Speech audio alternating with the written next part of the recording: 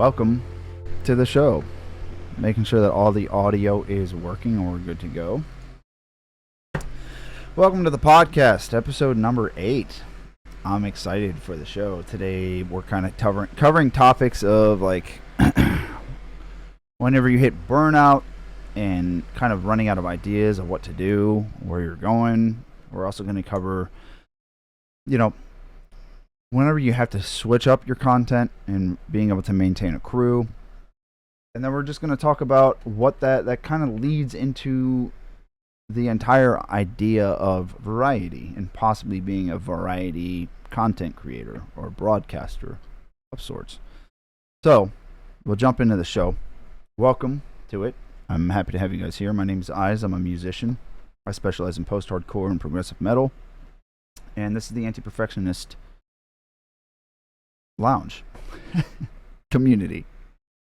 Hit a follow if you're not a part of it, and feel free to join in and share your music, share your story, so on and so forth. My socials are right there. I'm on Spotify. New music coming on August 23rd. There's new merch as well available until August 30th. So if you're sub, make sure you get that discount. And we're going to just hop in the show right now. But first, I have to switch over my screen to the Discord. And there we go. With me, I have my co-host, the prominent BEG. Why don't you tell us who you are and what you do?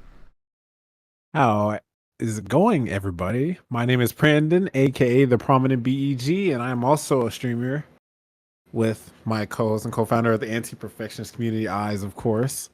And I have my own show as well on my stream called The Jazz Lounge Journey, and you can also meet Billy as well, my cat. But on that show, I generally just do a lot of jazz jams, and we do a lot of different stuff on different days, and we just hang out with the chat and have a great time. We just talk about life and other bunch of things. It's always a nice time, It's been a while since I've really been seeing you stream lately, too. You've been busy in your personal life. Oh, yeah. I've been trying to make big moves when it comes to making it as a full-time musician. So I've been doing a lot of stuff trying to get that started. We can talk about that, too. Keep me busy. That'll be sick. Yes, I haven't talked for to you sure. in a while. So, and with us, we have our special guest, very special guest, ADDF Toxic. Why don't you tell us who you are and what do you do? Hello, I'm a guy. I'm a programmer during the day. I'm a guy like that. Shoot, I've got the next line. Sorry, go ahead. I'm a programmer during the day. That's my day job, and I like creating things. So when I get home, a lot of my free time is spent making stuff, including sometimes the same sort of stuff I make at work. Other times it's music, or sort of an ASMR adjacent show called Saturday Morning Tea is a regular thing you see me do on Saturdays. Yeah, and I'm there all the time whenever I can get a work break in there. So, hey Casey, how's it going? Good to see you. Good to see you, I Casey. just gave you a shout out, Toxic, as well. You guys check out Prominent, check out Toxic, because you're here. So hopefully you're following, and then go follow them as well. So let's kick it off. Thank you for the shout out, Eyes. And also, you didn't miss anything, Casey. We're just about to get started here. Just getting started. Perfect. Well, Prominent, do you want to ask a first question, or should I just delve into it? Go ahead and dive into it since you're hosting today. Okay. So I've just had a couple of crashes right before stream, like Discord had issues. So I'm just going to ask the first thing that comes to mind. For how long have you been making music? Let's start there. Oh boy. I guess you could say since I was 10. I took piano lessons. Mm-hmm. At some point there, I wrote some things on piano, and the piano teaching was very technical. Like you learn the sheet music and all that. So my early songs are I just wrote it down. I grabbed a blank staff, double staff for the piano, and just wrote stuff down there. And I've been sort of on and off since then. I eventually evolved into using Melody Assistant, which is the same thing except digital. And then just in 2015 was really when I sort of got back into making music, because I was feeling quite frustrated. with my music. And 2015, I sort of had a breakthrough that also sort of helped me move on from Melody Assistant into a proper DAW, which I would never have understood a year prior. Did Melody Assistant help you understand that? I don't know.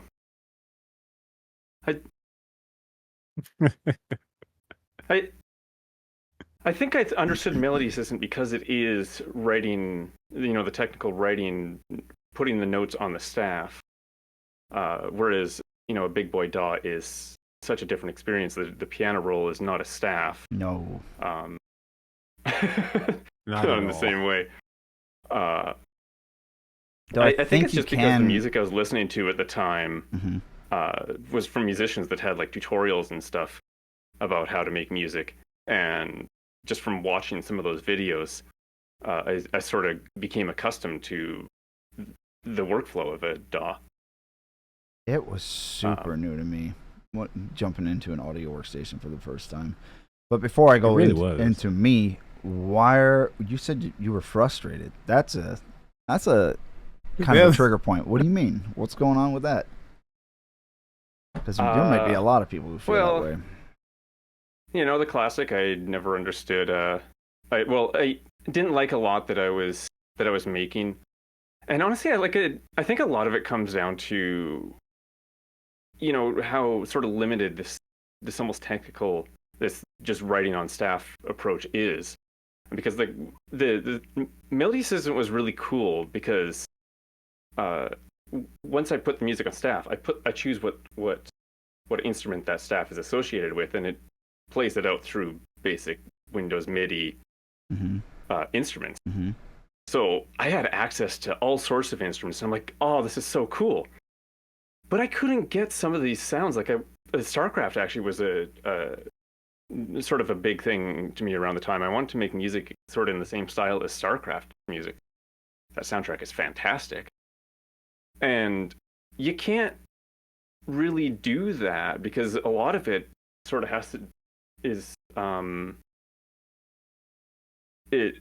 a lot of the cool sounds in there are because of the effects and because of being able to use sounds that aren't just a trumpet or a guiro or whatever basic instruments are available in that collection of MIDI instruments. No, 1,000%. Makes me think of, that's kind of like how I make a lot of my synths just through like playing something on piano and add a ton of reverb and phasing and just shape it from there. It's a lot of my sound design is really off basic stuff, and it just it's makes really me like think a good how like it connects to starting what you're point, saying. And the first time I was recording my vocals in Ableton, it was just, I didn't like my voice because I didn't have reverb on it. I didn't have anything on it. It was very dry.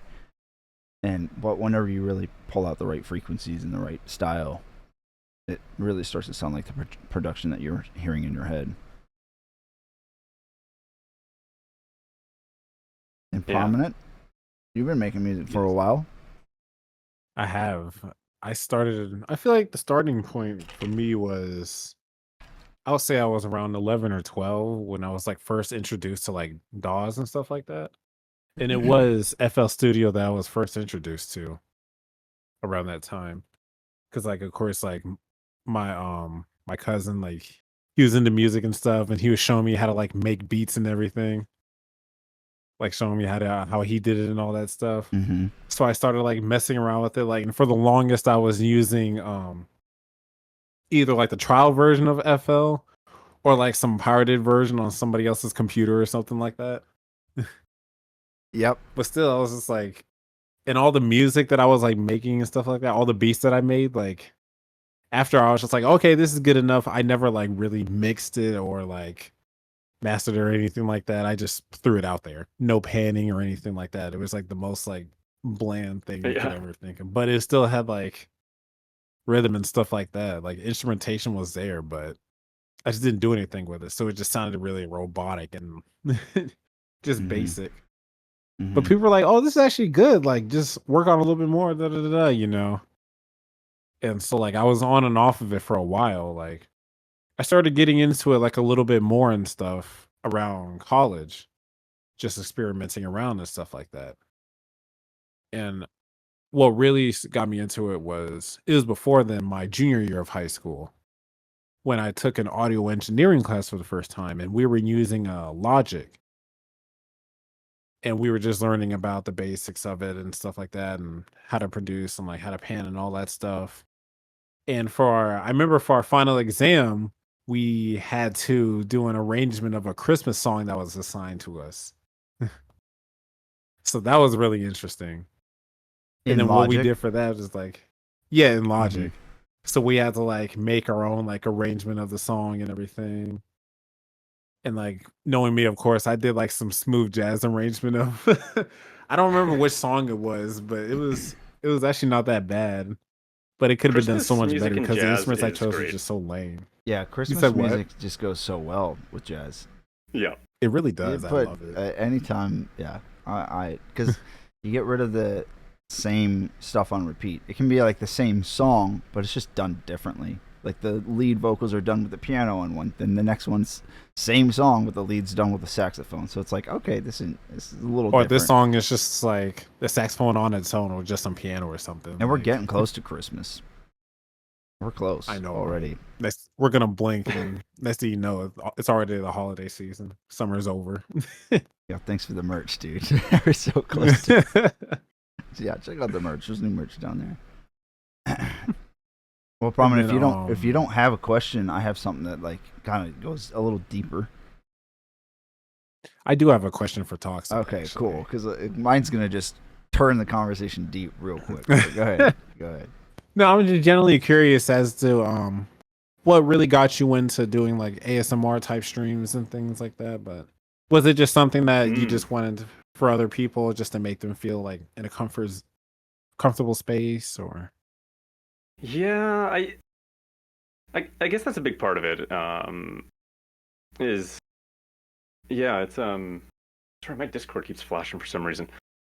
My camera's laggy again. I don't Not that see bad it. though.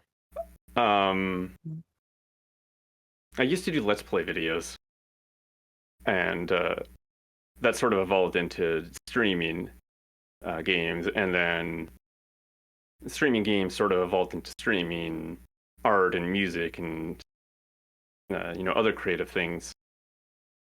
And at some point, I had sort of divided my schedule into these two shows. There was Saturday Morning Tea, and there was Midweek Distraction. And sort of the basic idea was that there were going to be slightly different vibes. Saturday Morning Tea was going to be a little bit more calm.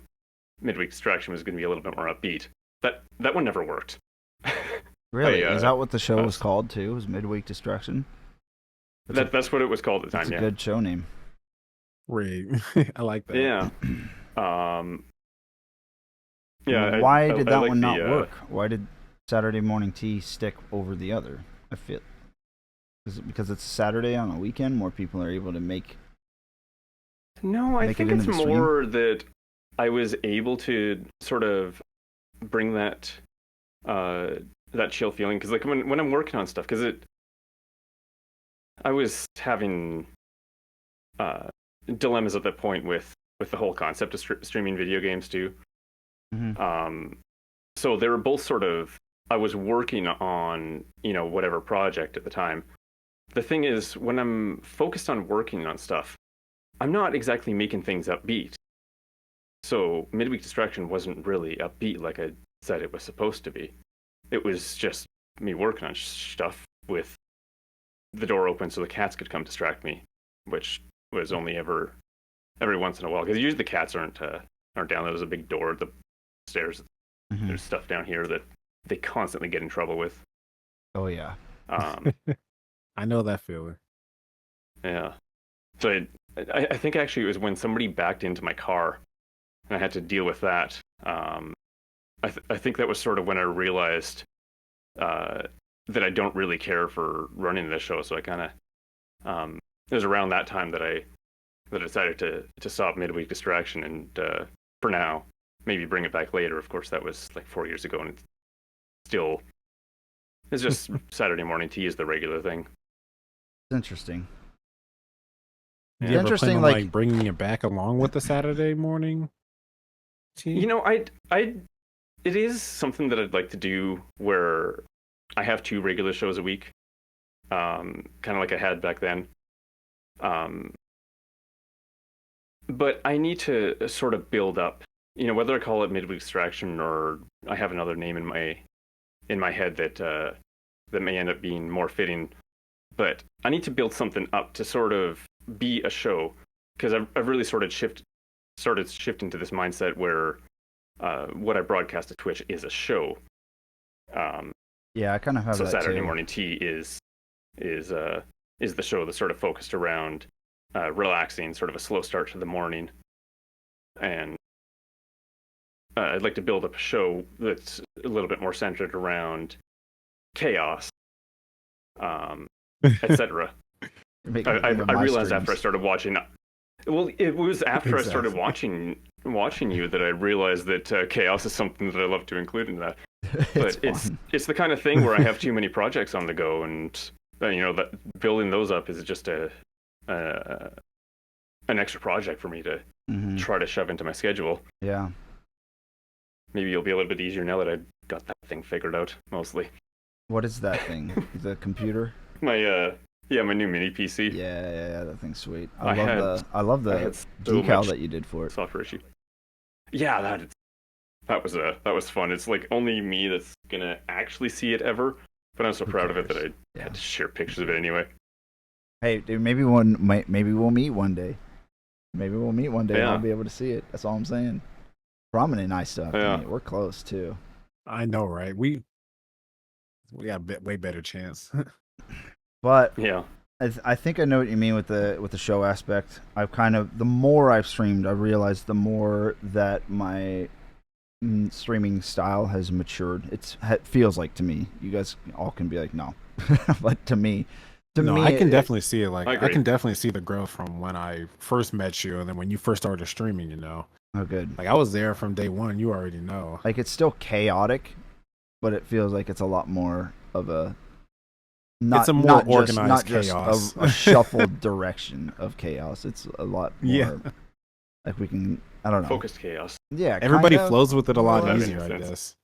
Like I don't know. It just feels a lot better, and I feel like I've been through some slight controversies over the couple of specifically the last 6 months. I've hit a couple controversies, and just small ones, just like little things in chat and stuff like that, where it doesn't lead to a ban. It actually leads to a deeper discussion, kind of, that type of thing. So, and it's better to I like, as I always say, I don't run from them. I like to face them. So it feels like with gaining all of that and getting more of that understanding under the belt, I agree with, I'm starting to view it more of a show rather than just a stream.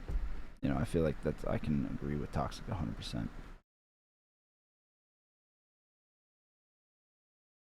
What about you, Prominent? You're trying I to. feel like also no, I was about to say I can definitely say that your style of the show has evolved a lot. And like I said earlier, it's more of like an organized chaos now, but even though it's chaotic, a lot of people are able to just go with it a lot easier now. Mm-hmm. And just, I guess, kind of expect it in a way. But at the end of the day, everybody still enjoys it and has a lot of fun with it. Yeah. It's like everybody that just likes to comes back and just still able to vibe, even though they don't know what the hell's gonna happen next. I find that it's more. I find that it's kind of. Fat Lord was kind of discussed this with. I don't know if he said it in the show or if he said it to me privately, but I agree. It's more of a way to connect with an audience, and then your product of music is kind of like the side thing. It's really about making that connection with people.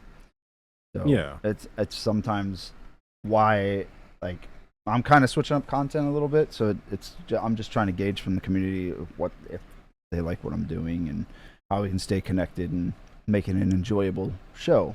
And then hopefully they're still interested in the music endeavors. That's like the main goal. It's like the main reason I stream is just, hey, music. But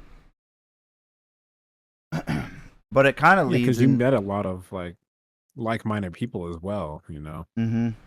that also share that similar level of chaos as you, and then you just Yeah. make great friends along the way too. Yep. And but what Toxic was saying was there was something that you said about your midweek show, the midweek distraction, that the final straw is when somebody hit your car and you're like, can't do the show. But then at that point you kind of outwardly admitted it to yourself. I didn't really want to do it anyway. It seemed like maybe I'm misunderstanding, but sometimes you have to be willing to understand when it's time to change your content or when it's time to change something. A lot of time you hit denial over and over within, but well, you get so comfortable doing something, like especially when you're on a schedule. Yeah. I was doing it every week just because, I said that I would do this every week on Wednesday, and then when, something hits you, sometimes it's just sort of snaps you out of it. It sends you outside to. You literally just snap back to reality from at the that outside point. in You're just just for a like, little bit second. Yeah. And then at that point you face it and you're like, I didn't want to do this anyway, so why am I doing it? Cool.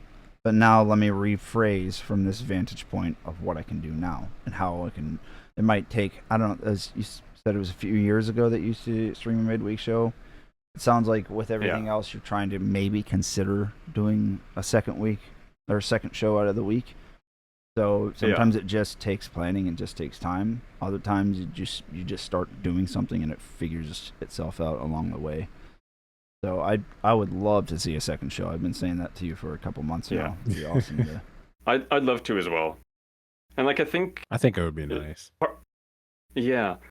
It'd be interesting though, because like my desire is really to have them such different vibes. Like it's weird sometimes when people show up to Saturday Morning Tea. Like sometimes people expect, a standard Twitch stream with a low viewer count, and Saturday Morning Tea isn't exactly that. I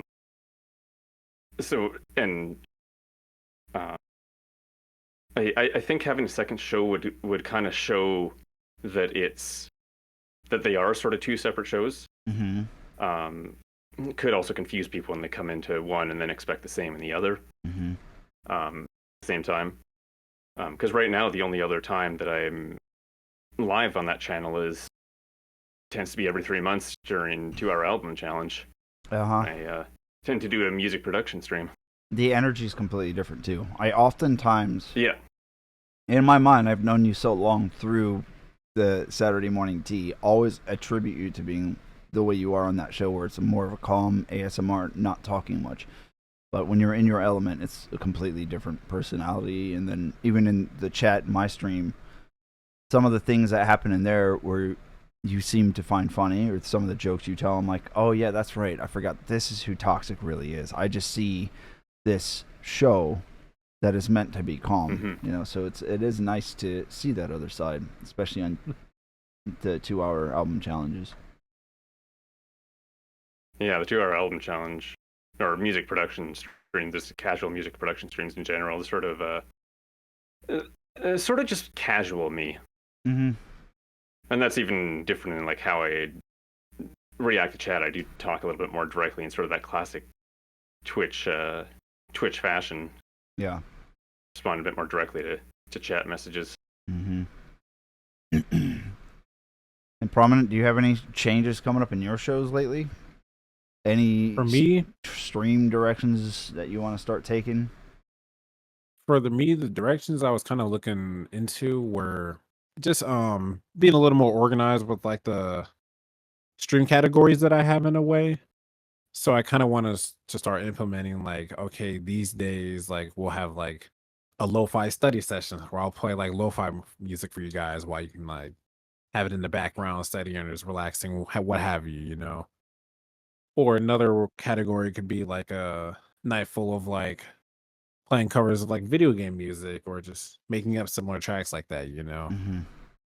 Or another night can be like an ambient night in the background where I'm just gonna play like some background music and things like that. just for people to just simply relax to, kind of like Yeah. late night vibes or whatever, and then so on and so forth. So I'm trying to like think of more and more categories for that, and then maybe I can get to a point where people will be able to vote and things like that. Because I feel like that would add a lot of versatility to the stream rather than Like me. vote on what they want to be doing. Yeah, like, oh, what do you have any ideas of what you want me to do for the next show? Then they can do something like, oh, let's have a request night. We haven't had that in a while, and it's like, okay, yeah, we can do that. Or another day can be like a day just working on stuff, like a production day, just working on my music and just chilling and hanging out, Mm-hmm. things like that. Or another one I had in mind was, I think I told you about this one, Eyes. It was a transcription challenge. Don't know. So I'll get like a list of jazz standards that I've been meaning to like knock off my list that I want to learn and stuff like that, right? Mm-hmm. So the chat will like vote on which one they want to like listen to, and I'll try to like learn the melody and like learn as much of the solo as I can, like one of like the main solo or Okay. whatever. Perfect. And So we'll try to like do that in a just certain amount through of time before the multiple- stream ends. and multiple things like jazz that. standards. Yeah, Yeah, that makes sense. but like depending on what the chat votes for, we'll just focus on that one jazz standard for the stream. So we'll like try to do this in like a certain amount of time or things like that. And I think it'll be fun. When are you starting that? I've kind of started like experimenting around with a little bit, like with the last couple of streams I've been doing, just trying to implement those in a way like that one night when I was doing video game music and stuff like that, and another night when I was just doing like late night R&B vibes and things like that. So I'm trying to just experiment with them and see what I can do with them before I start like fully putting it out there, I guess. Yeah, makes sense. But Good- so far I'm good having deal. a lot of fun with it. Good. You only stream 2 times a week now. Sometimes it's only once, it seems.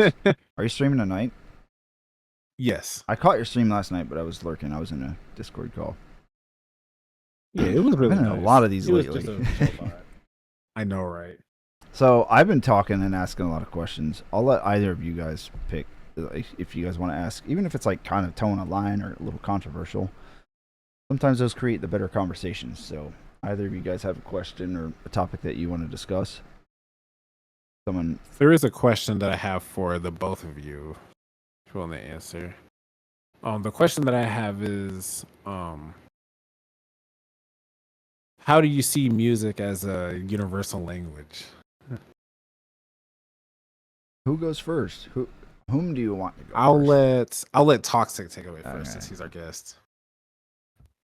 This is a question that I asked a lot of musicians.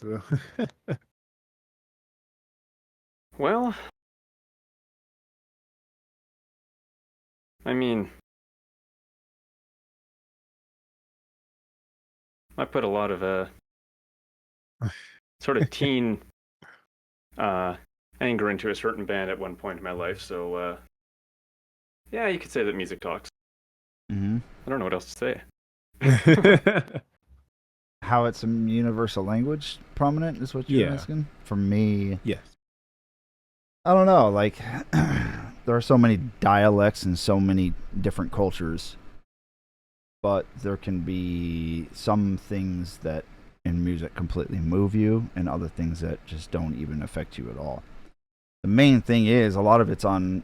Most of the time, this is kind of more of an average statement more than like absolute. But most of the time, it is on 4/4, 3/4, your more popular time signatures that you hear culturally across whatever, across cultures.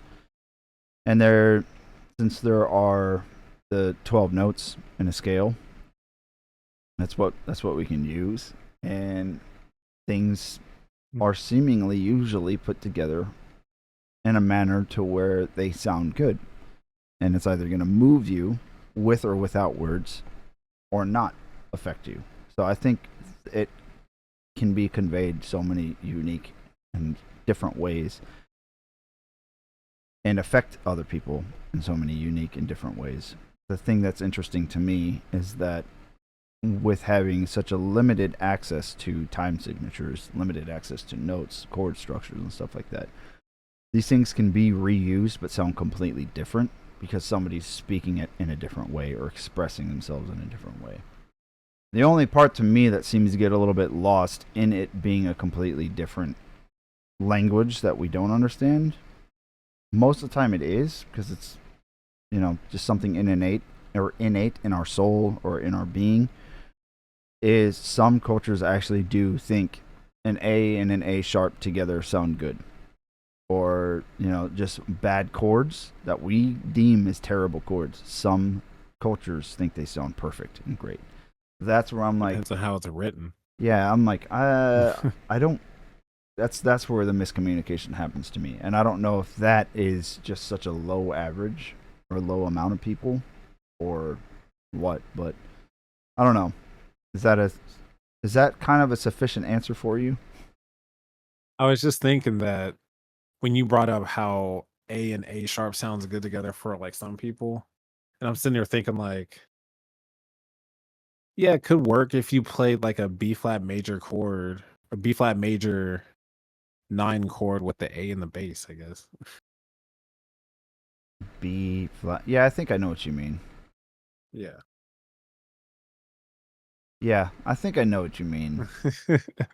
It'd be kind of weird sounding, but usually bass is the one where Right. you don't want to be off on the key, because that's the one that makes it sound the most disturbed. Right, exactly. Unless it's like But for a quick moment. I don't know. Toxic, you did like a hold up when I said that. Would you disagree?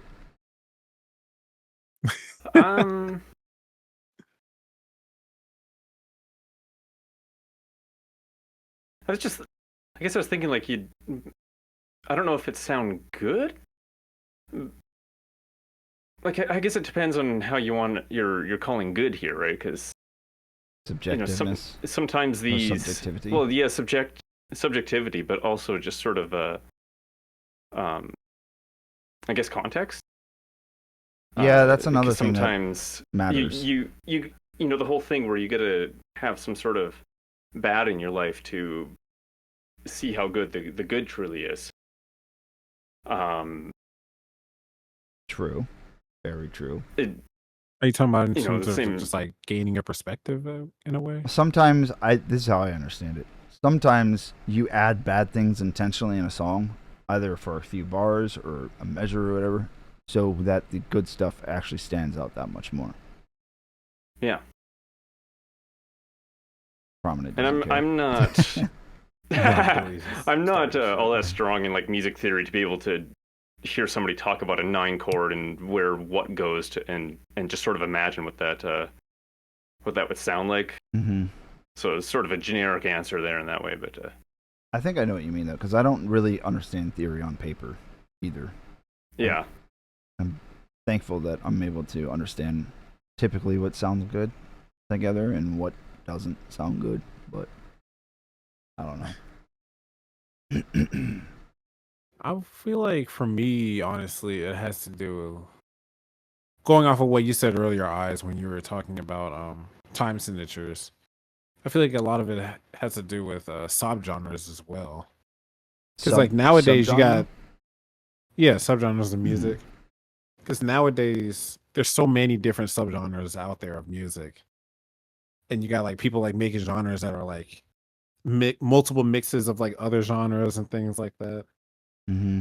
And honestly, for some people, it's either going to sound really generic, or they're actually going to create a new sound out of it that will blow people away. The problem Like is when they whenever new mix like sound hip. happens, sometimes it just goes so saturated.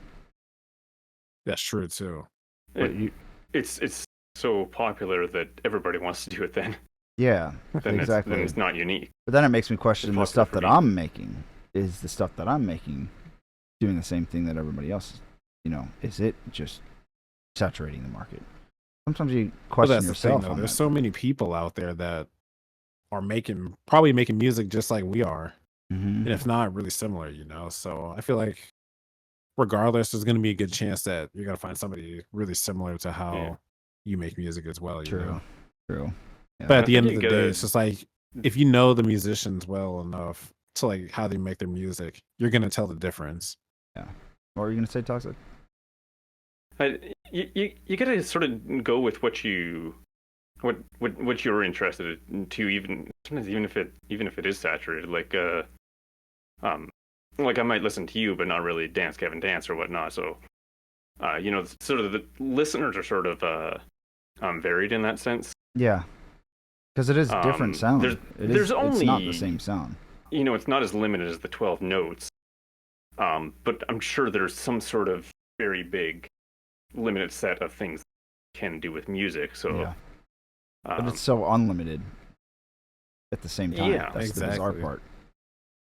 That's why there's so many different types of music out there that everybody's able to find something that tailors to them personally. Mm-hmm. Yeah. And to us, it can be like, what the hell are you listening to? What is this? But to them, it's just like, oh, this is amazing. You don't like this? I'm just like, oh. Mm-hmm. So what's a genre that you guys don't like? Get controversial. I can name a couple that I don't really care for. One off the top of my head, I can't listen to country.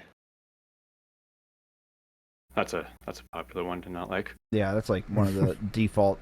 Yeah, but like I've seen other people, they're like, oh, country's not that bad. There's some songs out there. But me, I was like, every song I hear, I'm just like, I can't get into it. I can't. Define country in a way. Oh, there you go. Like, I like that. Country is so.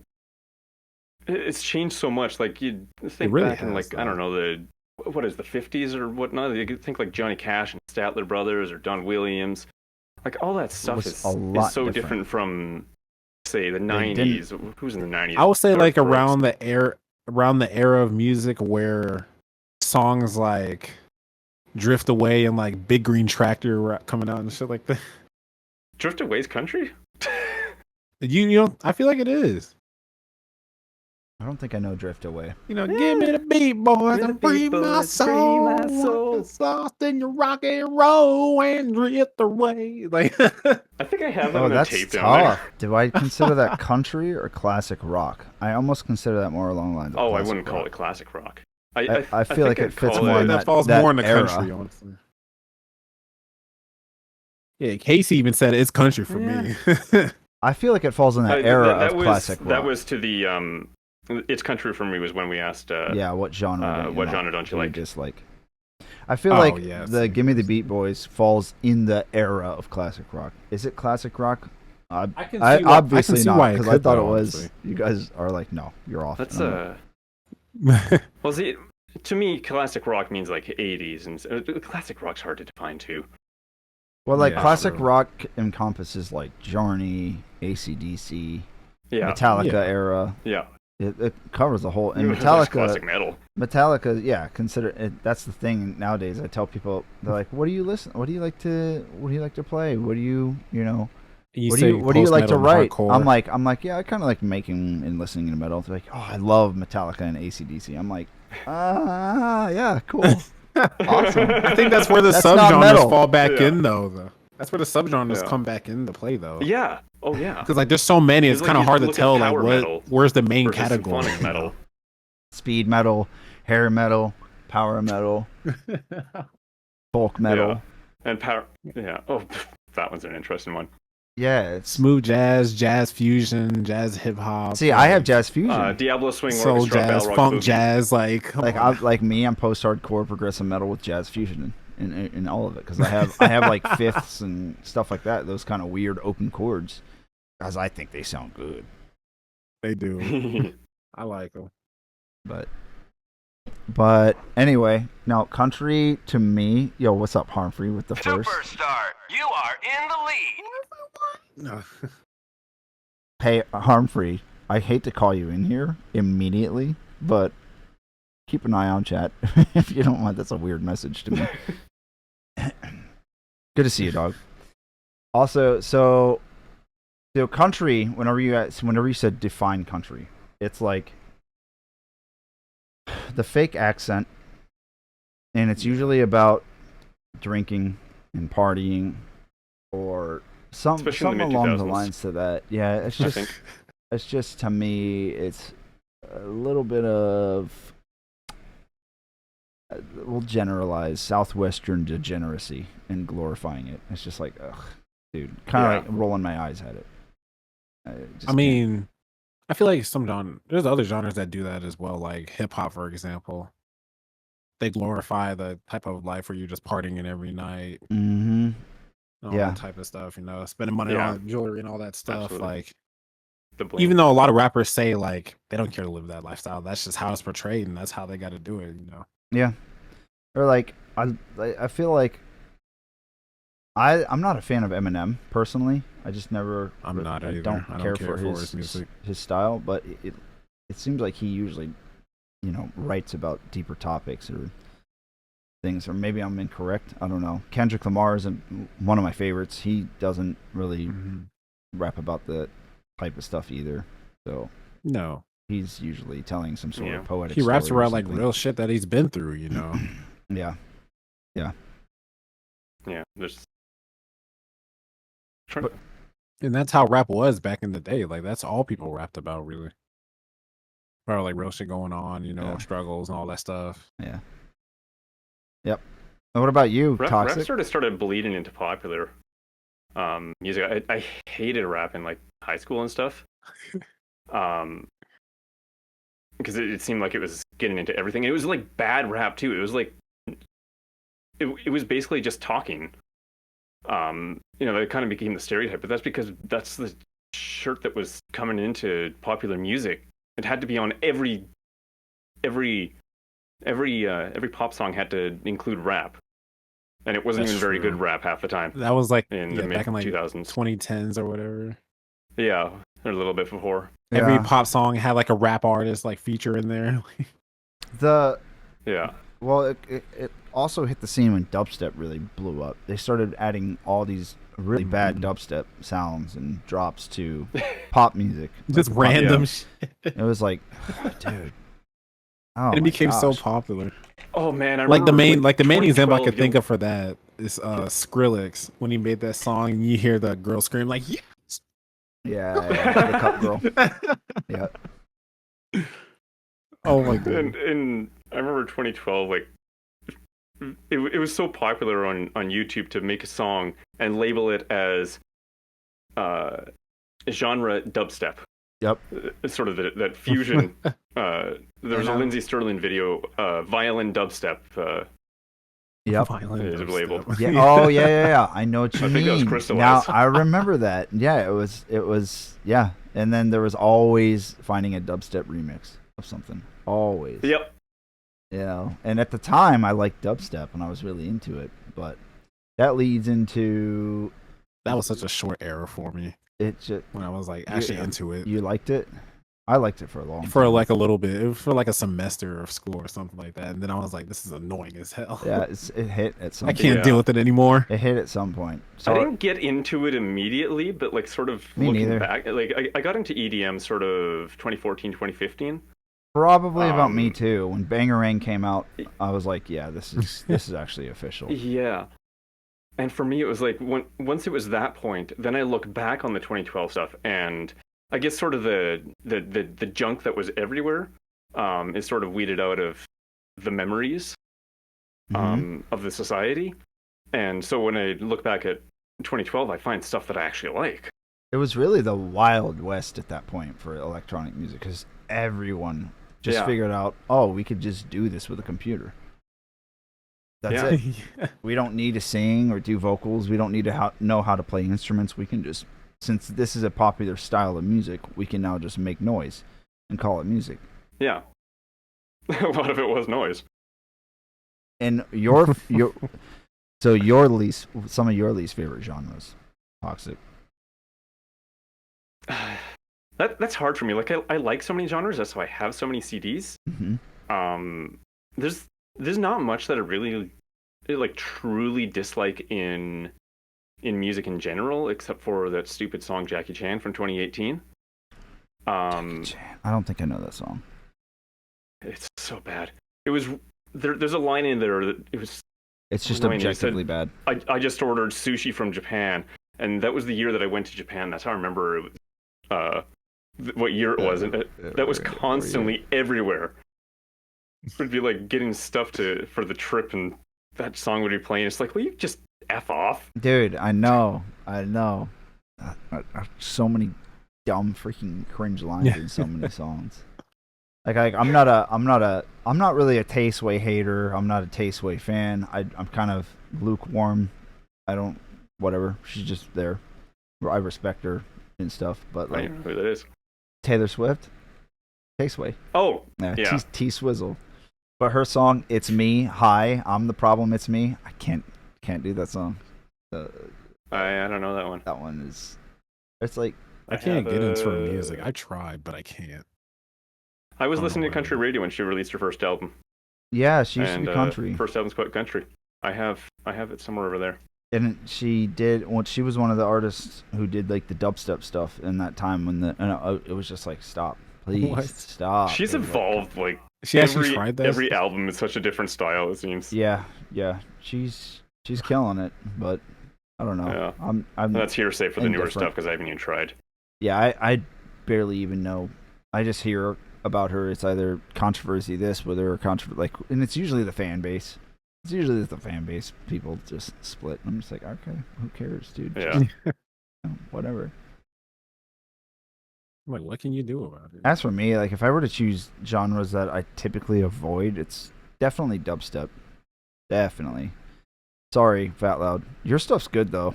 Don't take that personally. Like your stuff is good because it's not just noise stacked on top of noise. It's not the. It's actually organized and actually well put together. Well, he does a lot of good Yeah. sample manipulation, and like he doesn't Yeah. just his stuff isn't kick, snare, and just noise snaps like thrown on top of each other. So so exclude him because I don't even know if his is technically dubstep. I'm talking about the stuff that like people go into music feedback streams and just like, yo, check I would out say this link. Fat Louds is more like dance EDM ish. Yeah, more or less, I would say. I don't know if there's like a name for that genre or anything though. And even like Misleading, he's an EDM artist, and Misleading, this forthcoming song isn't anything like really EDM-y. It's just there are but electronic he- effects in there. On Saturday, he was calling the sections of the songs like here's the drop and whatnot. It's kind of interesting to hear that to me because he sort of coming from that different mindset of what the sections of a song are called, whereas like with more traditional Like pop verse, music, chorus, first bridge, chorus. Yeah. middle eight or whatever. Yeah. And like it's just the dubstep and the tear out whenever it just goes, it's just noise, and like people hear it once and they lose their mind. They're like, "This is so crazy." It's like, oh yeah, try hearing the second song. Try hearing the second song. Yeah. Just same thing. But that's my opinion, Yeah. and I guess like it's subjective. So people might look at me and be like, "Dude, what a douche." But that and I don't really care for modern country. I also don't care for, this is a hot take, I don't care for what used to be good modern folk is now just overtly saturated and way too many people. Like Mumford and Sons, nah, can't do it. Oh, Or, like- that was an interesting era. Like Dry the River was really good, but then everyone else hopped on board with that style of music too, and I just don't care for Yeah. that sound at all anymore. Interestingly enough. But yeah, you bring up that era.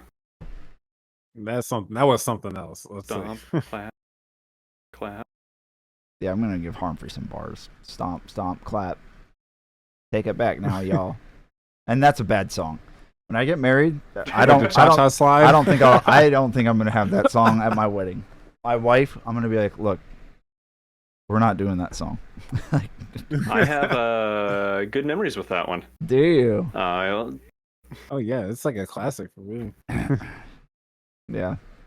That a lot of people Yeah, that was before the Nightwish era. with what? There's a reason. And See, Harmfree knows he said Nightwish cha shirts cha. whenever you real see smooth. me. I thought you said Nightwish era. I thought you said that was before the night with Sharon. I was like, oh, all right. I mean, Sharon was my You said, supervisor at "Alright." work. Like she was a nice lady, but no. he said, but no, stop. No wrist. No wrist. All right, Tuck. Let's segue. Do you have something on your mind? What do you want to talk about? How do you feel? There How was a does this question make that you you wanted feel? to talk about. I'm asking just in case if you feel like you're this, put on is the this spot. therapy now? Yeah, that's why I was like, what do you have on your mind? So I turned it into a therapy joke. Because it was such a weird way to be like, yo, what do you want to talk about? How are you doing today? I'm fine. I had good pancakes. I did too. Anyway. Topics yours. Wasn't there a question you wanted to ask? Oh, I'm making sure I'm not hogging, and I'm trying to see if you guys have other topics you can bring up. Nothing's on my mind right now. Okay. My mind is a little bit. See, he's such a chill dude, limited man. Yeah, kind of focus. What about you, Prominent? Why don't you start? Yeah, like 2 hours later, I'm gonna suddenly be like, oh, this is what I should have brought up at that time. That's how my brain works. It never works in the moment. Feel that, though. Yeah, I know. What about you, Prominent? Anything? Because if not, I have other things I can ask too. I have to. I have like 17 up my sleeve. Go ahead. You bring one of them out then. I'll come back to my question. I'm curious now. No, come back to your question. I just have to have a bunch loaded for whenever there is dead air. So I'll keep mine prepared. All right, bet. So, what do you think Toxic was the best, I guess the best era for music when it really started to evolve for people? Oh. For me, I believe it was around the early 2000s to late 2000s. Like for making music or listening to music? Making music. 2015. 2015. Why do you say that? There was a very specific song that I wrote. It was when I was feeling frustrated. This was actually also during the Let's Play era. Actually, what had happened was I had a footage of on this big Minecraft server. We had built this giant train system, and I had footage of a bunch of us going down to a different town via the train, and it's 10 minutes long, and maybe fueled a little bit by a certain Deadmau5 album. I said I wonder if I could make a song that sort of describes this train where I started the train station in town. Make a song that's uses those sounds, and then as we sort of leave the train station into the industrial area, get more industrial sound, and then it kind of goes bluegrass for a bulk of it, except for when we pass certain things. And I started this, I'm like, oh, this is probably not going to work out, but I'm going to do it anyway. And it worked out so well. That's sort of what revitalized my interest in actually making music. Oh, that's actually really interesting.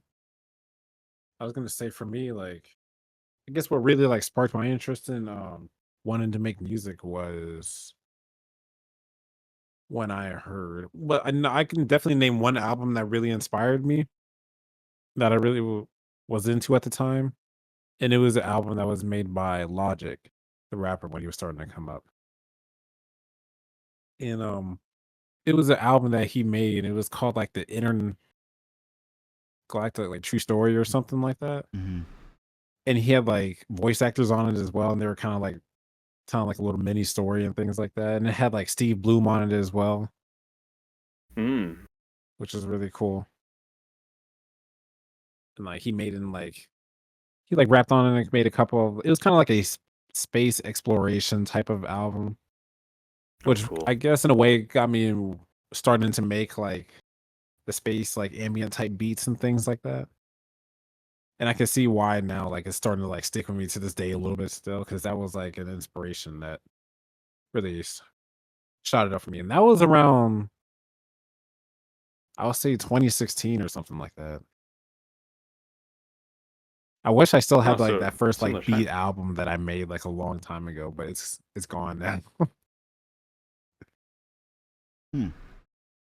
It was like on my old SoundCloud, and I had like our SoundCloud account, and I had like a whole bunch of like beats and stuff. that I just like made out of the blue. I was just like throwing them out there. But this is around the time, but I was like still learning to like really mix and stuff like that. So, Oh yeah, yeah. That train so like, ride everything I put out was just like really song. robotic and trash. Like, Yeah. Yep. Yeah, the train ride song that I talked about. It was that was still on the Melody Assistant days. That was the end of Melody Assistant days, actually. That was the second last song because the one part of that train ride actually sort of inspired me to take that concept and expand it into a sort of a full song, which I, thought maybe 3 minutes. I was just gonna let it be as long as it wanted to be. It ended up 7 minutes long. Was Melody Assistant just kind of like a digital platform to do sheet music? Yes. I figured as such. Almost seemed like it by your description. But Prominent, your question came at me a different way. I thought you meant something else, so I'll ask how I thought it meant. So it kind of brings up a new topic.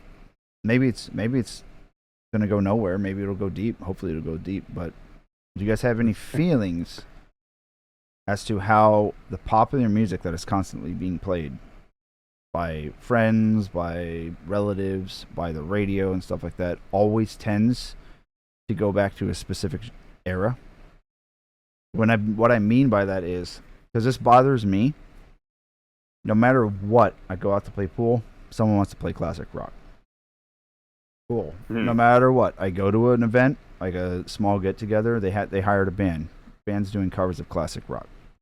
The stuff you hear on the radio, a lot of the time, they still play classic rock. I guess they still play popular, like pop music and top 40, but it always can default back to the classic rock era. When do you think, okay, does it bother you, or what feelings do you have toward it? And B, when do you think we can finally move on from that era? Because it seems like it's gonna stay. I can start off by saying that how do I feel about it? I feel like a lot of people tend just to tie to that era of music when it was really popular back then because one, nostalgia, and two, it's just because for them that was like the peak era of music, Mm-hmm. And it falls similar to the category of people that listen to a lot of like 90s and early 2000s hip hop because you hear those songs all over the place, even to this day. I guess you're kind of right. Even after they were like released like 20 years ago or 30 or 40, even maybe even longer. But at the same time, it does get annoying when you hear a lot of the same stuff. Like you go to like a karaoke party or something, for example, or you go to a concert and they're always playing covers of the same songs. You hear it over and over and over again, like classic rock or like Mm-hmm. stuff I can name off the top of my head. Like one out here that I hear all the time is Sweet Caroline. I hate that song. And I'm so sick of that song. Objectively terrible song. In my subjective. I had to play for a gig. It's I had to play for a gig this past weekend, and I was just like, yeah. Yeah. That's one of those songs that is fun for the audience to sing along to. Which exactly, probably... but I hate playing it. Yeah, sure. I'm so sick. And of like it. I've gone to open jams before, and it's the same sort of thing. It's all classic rock, and I think, I was thinking about it. Like there's maybe because it's sort of the style of music. There's a lot of that stuff that, it's easy for me. Like if I don't know how to play, I don't know what's some ZZ Top song. I don't listen to them. But I've gone to a jam and, I can take my bass and can quickly give me the quick... like the song the Happy basic... Pharrell Williams. Yeah, we've never played that one. I guess it is also like older guys that sort of run the jam too. True. It is, yeah. True. Yeah, I've heard the song, but I haven't heard it at the jam. But like, yeah, if we want to do a ZZ Top song, it's easy to teach me the bass line. If you want to do New Orleans at Sink and Tragically Hip, I don't know if you Americans know that one. That's a really easy bass line to figure out, and a lot of us already know it, and if you don't, a lot of it's pretty easy to figure out. There's stuff that I would love to play at jams, but it's also more complicated structure-wise. Like I guess especially going into the 90s, there's some really good stuff in there. Actually, even going back to the 70s, there's some stuff that I know from back then that I really like the stuff, but it's less of the simple formula, so it's harder to just get up on stage. You just go ahead and play it, Yeah. I guess that's a really We're just trying to learn it real compelling. fast. That's a good point. Yeah. It's so like down here, like... so dumbed down and simple. It's like, how could anybody escape from it or get away from it? Easy to play, easy to listen, and Harmfree said it's just on the radio, and people just listen to the radio, so like it's just because it's there. Yeah, it's sort but of like, it almost goes deeper into my conversation. Well, why can't we change the radio? Why can't we change? It's like we're ignoring new artists to favor all the same old shit that's playing on repeat all the time. But then again, I also argue against my own point because they still are playing newer, popular pop music. But it falls back to the point that it's so dumbed down and simple. Watermelon Sugar High? Really? Really? I don't know that one. It's kind of weird because you look at the radio, you get like the classic rock stations that play like the 70s and 80s, and there's around here at least there's relaxing favorites is sort of the tagline of one of the stations that do this. Maybe a little bit newer. You got some of the older stuff, but then also like into the 90s and the 2000s. I don't know, with newer stuff, maybe because I think with like the really new stuff, with the prominent, if you want to say that, of streaming, we've sort of entered an era where taste can be quite a bit wider. There's more than far the 12 more radio diverse than it stations used to be. to find your own taste in. So there isn't as much of a societal collective decision on what was good and memorable from the previous era. Yeah, that's true. That's actually a really good argument because everyone's so diverse in their tastes. Like us three, we probably like things that they're not huge bands, but they're really good stuff. But it's not really a driving era. Like for me, mine's close to it because it was like emo. Like, Harmfree and I have similar tastes and stuff like that. So there is a scene on emo, in like bands that were in emo. So those will always be like classic songs for that era. Or, I don't know, does jazz have any specific, did it ever catch a wave like emo did or like classic rock did, hip hop of the 90s? I feel like it's starting to catch a wave more nowadays, if anything. Mm-hmm. Like, in a way, more so, people are starting to implement a lot of jazz elements into their music, at least. Mm-hmm. And I see it a lot nowadays, especially when it comes to genres like lo-fi and hip hop and even pop songs as well. You'll get like a typical like sax solo with like a pop song or like a techno type song, dance EDM, something like that. I feel like lo-fi, and because of that, people will tie it into like the jazz genre, but no, it's like the way I see it, it falls under the pop genre with jazz elements. Yeah, kind of like Old Town Road. Miss Leyland. Yeah, exactly. Yeah, it's a country song, but people call it a hip hop song. Well, because it has like. Is it that way? No, I thought it was hip hop. I thought it was hip hop with country elements. That's how I view it. I'd imagine that's what Florida Georgia Line with Backstreet Boys song too. But people, I don't know, would probably label it differently. I mean, who knows? I guess it's a weird question for me to ask because it's like so obvious. Like, well, yeah, like sometimes people fall back onto what's safe, but there's another part of me that's like, dude, can we just please move on? Can we please move on to a bigger and better era of music? I guess this might be a poor attitude on my end, but I'm tired of the attitude where people say it was the best era of music to ever have existed, and I personally completely disagree with that. I disagree too. There's so much more. It's just I feel like a lot of people that do say that just don't want to adapt to the new times that music has nowadays because they just hear a lot of the great stuff or just the music nowadays that they feel like is ruined because it's more popular, but there's a lot of different music out there nowadays that will blow your mind, but you don't hear about it as much because it's getting outshined by the popular stuff that's just getting blown up and it's not as good. Kind of makes you appreciate the not so popular stuff more, I guess. Yeah. Yeah, and I feel like that's the part of the reason why people choose to go back to like the classic rock era and they just stick to that. But it It's just also like, makes we me can't find wonder, anything. like, we have top 40 now, and I think a lot of people in the music community like this kind of agree that top 40 is definitely well overplayed. So I wonder, even at that era with classic rock, how much diverse good stuff was there that we just have never heard. Well, how much of that era have we forgotten about, too? Exactly. Like, I don't know because I wasn't alive in the 80s. 12 Tone, I think it was, made a comment in one of his videos about 1991. What was the top song?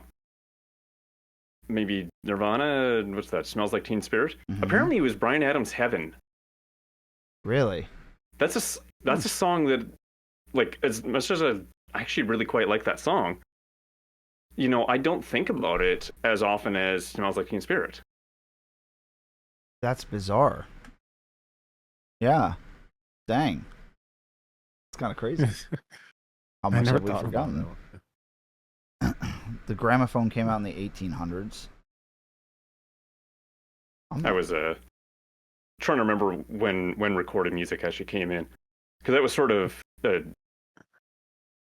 like I was having this thought about like sort of the prevalence of now that as things start getting more and more recorded and more easy to save, maybe we're just sort of hitting a sort of a bandwidth limit on what remember. It's easier to remember stuff that's recorded. Mm-hmm. And maybe the 80s and the 70s are sticking around so much for some reason along those lines. Interesting. I was thinking about how a lot of the genres of music nowadays, like I'm right now thinking more of along the lines of like hip hop and pop. You see a lot of songs nowadays, they tend to heavily sample songs that were popular back in the 90s and early 2000s, Mm-hmm.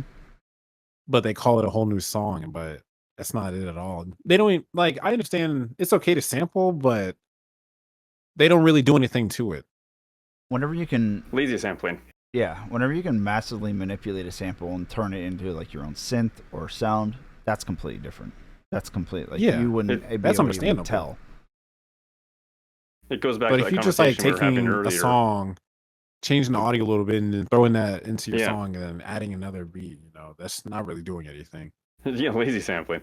Kind of like we were talking about earlier, how like all dubstep for a while sounded the same because that became popular. You could say that sampling became popular and everybody started doing it. Not very good for the large part of the time. Yeah, and I Just I oftentimes think that one of the dubstep where I personally dislike it because it's just noise to me. I still have a good appreciation for the fact that I think it really helped people realize like, oh, electronic dance music is a thing, like disco and all the stuff that was ignored before dubstep. Well, not it was ignored by popular culture for the most part until right. like dubstep really started hitting the scene, and now it's delved into things like lo-fi. Am I off base if I say I don't know if lo-fi would exist the same if it weren't for dubstep, trap music, all that kind of stuff hitting the mainstream? Ben Burns made a good point. It was a couple years ago by now. He said he thinks the reason that lo-fi became so popular is because the heavy dubstep hit so hard. We need to swing back Yeah. in some way. That kind of makes sense. That I guess before that was what the Mumford and Sons stuff, which was sort of that opposite end of the scale again. Mm-hmm. And it's so easy to make. Well, I'm speaking like from my point of view. It's like lo-fi is really simple to make. It really is, honestly. And I hope that You doesn't don't come even off need as a lot. braggy, but like anybody can Oh, really. you're right. As long as you know melody, like specifically if you know like some of the theory and how melody is supposed to sound when it sounds good, yeah, it can be really simple to make. And it's very calming too. You don't even have to like construct a whole form of chords. All you need is like a few, and you're good. Like, Yeah, you can have a four chord structure. You know, and like that's the whole song right there. You know. hmm But I guess that's like the point of lo-fi too. Like, it's just songs that are 9 times out of 10 just like played in the background for people to relax and stuff Yeah. like that. Like if you're cooking It's and you great. just got some nice beats to just chill to, like it's amazing. I don't have a problem with lo-fi. I But like it lo-fi. is like an easy thing to make. That's for sure. I love it though. Yeah, I like lo-fi, but my viewpoint on it, and I hope this isn't disrespectful. It's not like something where I'd see like American football and be like, "That's a band," and they have the potential. It's hard for me to look at any lo-fi artist and be like, "Yo, that's gonna hit huge." Means, you know what I mean? Is that disrespectful? To Yeah, say? like I mean, I don't think it's disrespectful to say because I feel like a lot of lo-fi artists kind of understand I that. feel like they can. I feel like anybody Yeah. definitely possibly can, but I just tend to think like a band that creates something. Oh, but then we go back to mainstream. Like a band of like people that make lo-fi music. Or like a singular artist. Like art, like Yeah, I don't know. like a singular artist. That's like tough because like Skrillex. that's kind of average for like a Skrillex lo-fi did it artist, off of but, like EDM and stuff, and he made it. And lo-fi is a subgenre of EDM. You would think at probably at least a few lo-fi artists are like huge and renowned in the scene that I'm just not completely aware. right. I feel like that kind of ties in back to the other like subgenre thing as well. Like, I feel like for when I was saying that, like you got music that has like jazz elements and things like that. Lo-fi is a good example because you can put on like some soft like saxophone riffs or something like that in there, or like some piano riffs, things like that. Almost with any like trumpet, things like that, you know, added, and then next thing you know, you got a good lo-fi song, like a Mhm. lo-fi jazz song or something, and that's Mhm. where that genre comes from, you know. Yeah. But it's just like when it comes to like the basics of lo-fi, yeah, those are not really a challenge to make at all. It's just when you start adding different elements that actually make it a legit song, you know, instead of just background music. Yeah. Yeah. Yeah, I guess like you could transform it into something else, into something a little bit more creative, and still call yourself a lo-fi artist. But then you start to Yeah. delve into the just pop music, kind of, you know. So the genre, the lanes can switch really quick on you. Like, if Oh, you're they really can. if you're lo-fi with vocals, are you like Cave Town? Are you just Cave Town at that point? Cave Town's kind of like acoustic, like lo-fi-ish type, I guess. I don't know. Good question. I would think so, you know. It's hard to define where the lines are with the genre and when it hits that switch from like metal to death metal, heavy metal. I feel like it depends on mostly where like the melody lies. Like if a melody of the song is based around like classic rock or something like that, and you might have, I don't know, just like a sax solo or something like that in there. Mm-hmm. I wouldn't say that would be more so jazz, but that's more classic rock at the end of the day. You know? Yeah. And I feel like what would make it the switch is if you would change some of the elements within the band or something that make it classic rock, but you're slowly transforming it into jazz. So what if you And took then you got to think about aspects like how you play the instrument, like what rhythms to use, yada yada yada. You know. So what if you took some lead guitar solos off of classic rock and replaced them with fiddle solos? Would it borderline country music at that point? Depends on how it's played. Mm-hmm. I'll say that depends on how the song is played. Like Mm-hmm. if it's still like a heavy like classic rock song with some, it's just gonna have that featuring fiddle. But But there's something if you're about playing a certain sounds that more- just like give a depiction of what the lyrics are too. I feel like you take out the lead Right. guitar, then you add fiddle. with how a fiddleist would play a solo, they would be like, all right, these lyrics aren't going to fly because this just doesn't fit the vibe of this at all. Like, for example, like what would you classify the song like Dev Went Down to Georgia or something? Probably post-hardcore, emo, death metal, along there.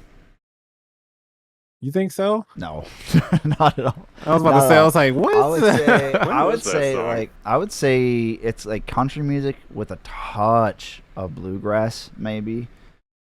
Maybe not even. I don't know. That's in like, like that's in kind of like a hint of like rock element because some rock element. you got in that like there. one rock solo or whatever. Yeah, maybe bluegrass is off base.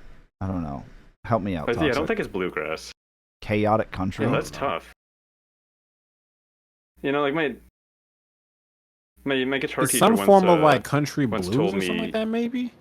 Yeah, well, my guitar teacher told me that at some point along the road, country and blues sort of collided, and that's where we got rock and roll.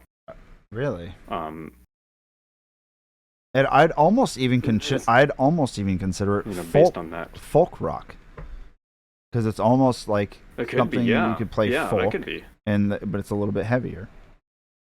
I don't know if they'd have that name for it at the time, but yeah, that could be. I was digging deep for I that. don't even know one. when that was. Pretty sure it was before '90 because I'm pretty sure that's the name of it. You gonna go dig back You through know, your the greatest CD? hits. You can dig back through your Well, I CD. only have the greatest hits, so Oh, it okay. doesn't. But it should have the production year and credits and stuff like that, right? Finally get to see a CD on stream. I'm so hyped right now. Hell yes.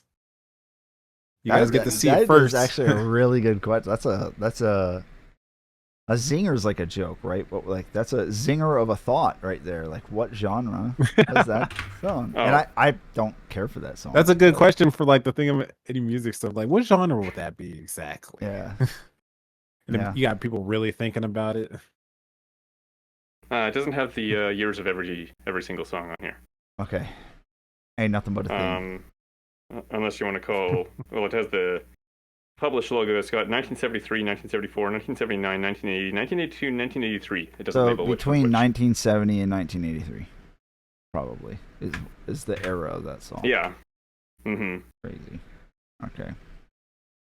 I'm personally not a fan of that song. This is a very, very generic case. Usually those yeah, that song is a- usually those classic like collection Yeah.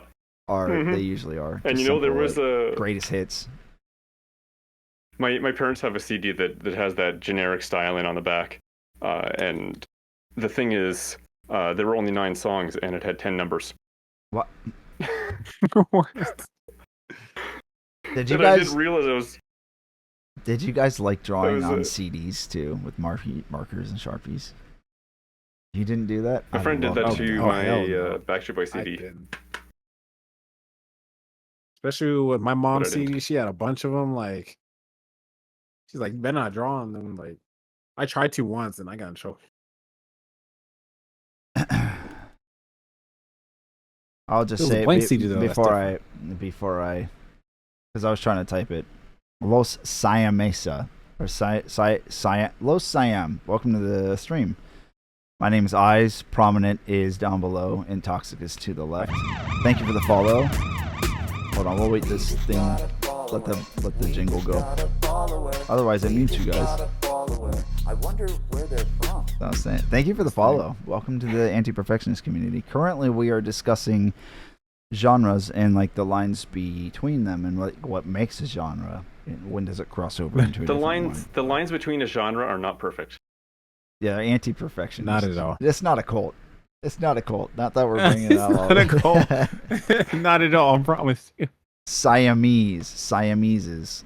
Super nice to meet you. Thank you for joining and following. I appreciate it. Hopefully you enjoy the show. And we open up for questions at the end of the show from chat too. So, but yeah, But we still got plenty of time. Though. yeah, we have plenty of time. But so, Prominent, do you have a question, a topic, or Toxic to you as well? Well, I answered my question about the whole genre thing. So, True. well, True. Sounds like Toxic. I know. Might I not. just said you have a whole list of questions. You're like, you got Not like currently. 17. Well, I just have to No keep wrist. keep some in the back. Oh, did you say wrist? Oh, wait. Let me get the soundboard. We'll get the soundboard. Mm. Yeah, got him. Got him. You guys can now do that sound in the Discord whenever you guys are in the voice chats. Anyway, so we'll move on to the next topic. So You I mean the wrote next toxic. toxic topic. Wow, that joke was toxic. No, I'm just kidding. You're good. Dog.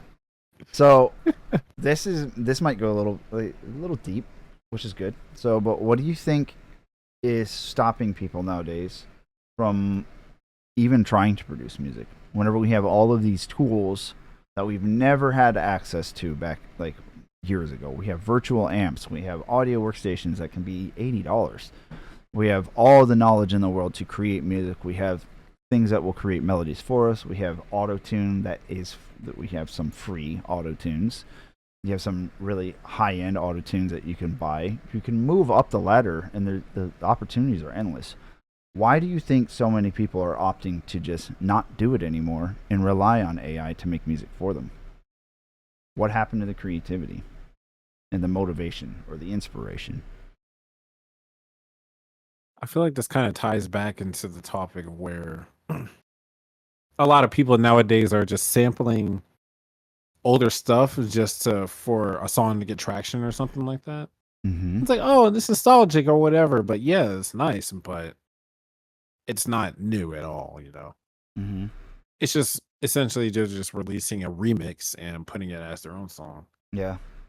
So I feel like a lot of people that don't really try to branch out and listen to new music to boost their creativity or just increase their open-mindedness when it comes to creativity, I guess, in a way, they revert to AI as a solution to hope that something will come out of it, you know, that, oh, nobody's heard this. They might like it. And then it gets released, you know. Yeah.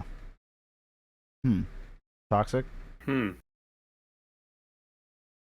Yeah, it's interesting. Kind of like there's so much available that it's also sort of makes it harder for To make a decision? well for an audience to actually find you, to make it actually worth it, I guess. I see. Yeah, just sort of thinking on what Brandon said there. Yeah, that could be part of it. Sometimes I wonder if it's a fact of there's so much information out there, it's hard to even make a decision to start. Yeah. You know? Mm-hmm. For me, when I was learning electric guitar a couple of years ago, at this point, wow, it's almost been 2 years already. I would try to find I'd try to just find a simple guitar video to describe, hey, here's how you start, here's how you begin, and nobody really said start with scales, so you can understand the neck of the guitar. For me, That's when like I the school learned standard piano, of it, though. I guess you're kind of right. I mean, but like you search on YouTube, you're gonna get 1,000 results on do this technique and not this one. But then the next video will say Yeah. do this technique but not that one. And here's how you get the best tone. Here's how you shred with the pick, and it's like Best. yeah, right, exactly, like subjectively best. So I feel like sometimes with music and figuring out where you're going to start, you don't really know where to start, because even for me, when I started with EDM, it was get this plugin, this plugin, this plugin, this plugin. Just load up your audio workstation with plugins and just rely on them to do everything for you, instead of actually learning how to do it. Yeah. Hey, I wonder how much of it too is, that it's so accessible, that anybody could get started and do it all themselves. But by doing it all yourself, you don't have the rest of your band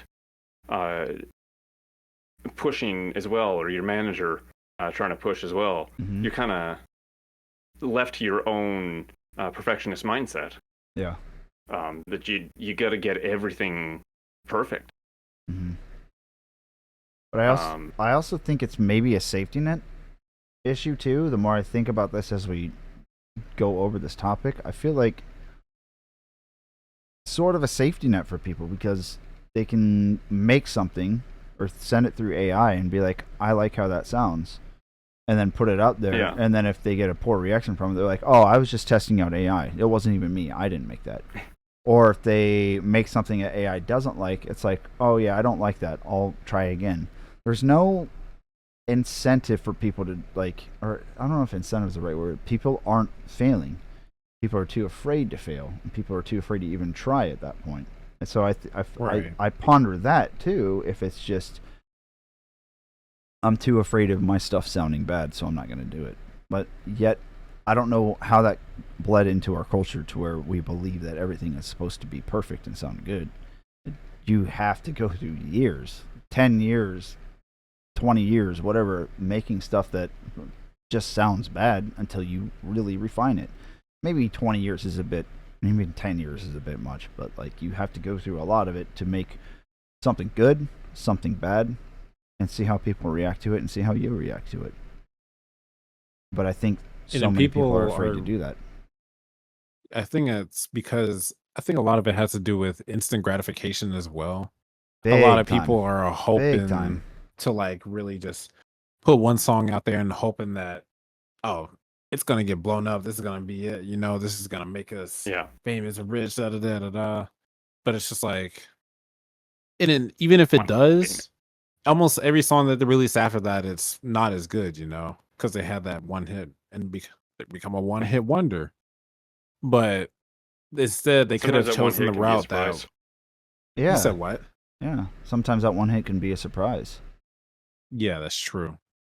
But do you guys But I get feel caught like in it that really too? gets rid of.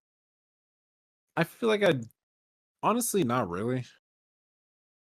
Like it's something that I never really prioritized or worry about when it, or just really think about. Like I'm never really sitting here thinking like, oh, this song's gonna be a hit. Da da da da da.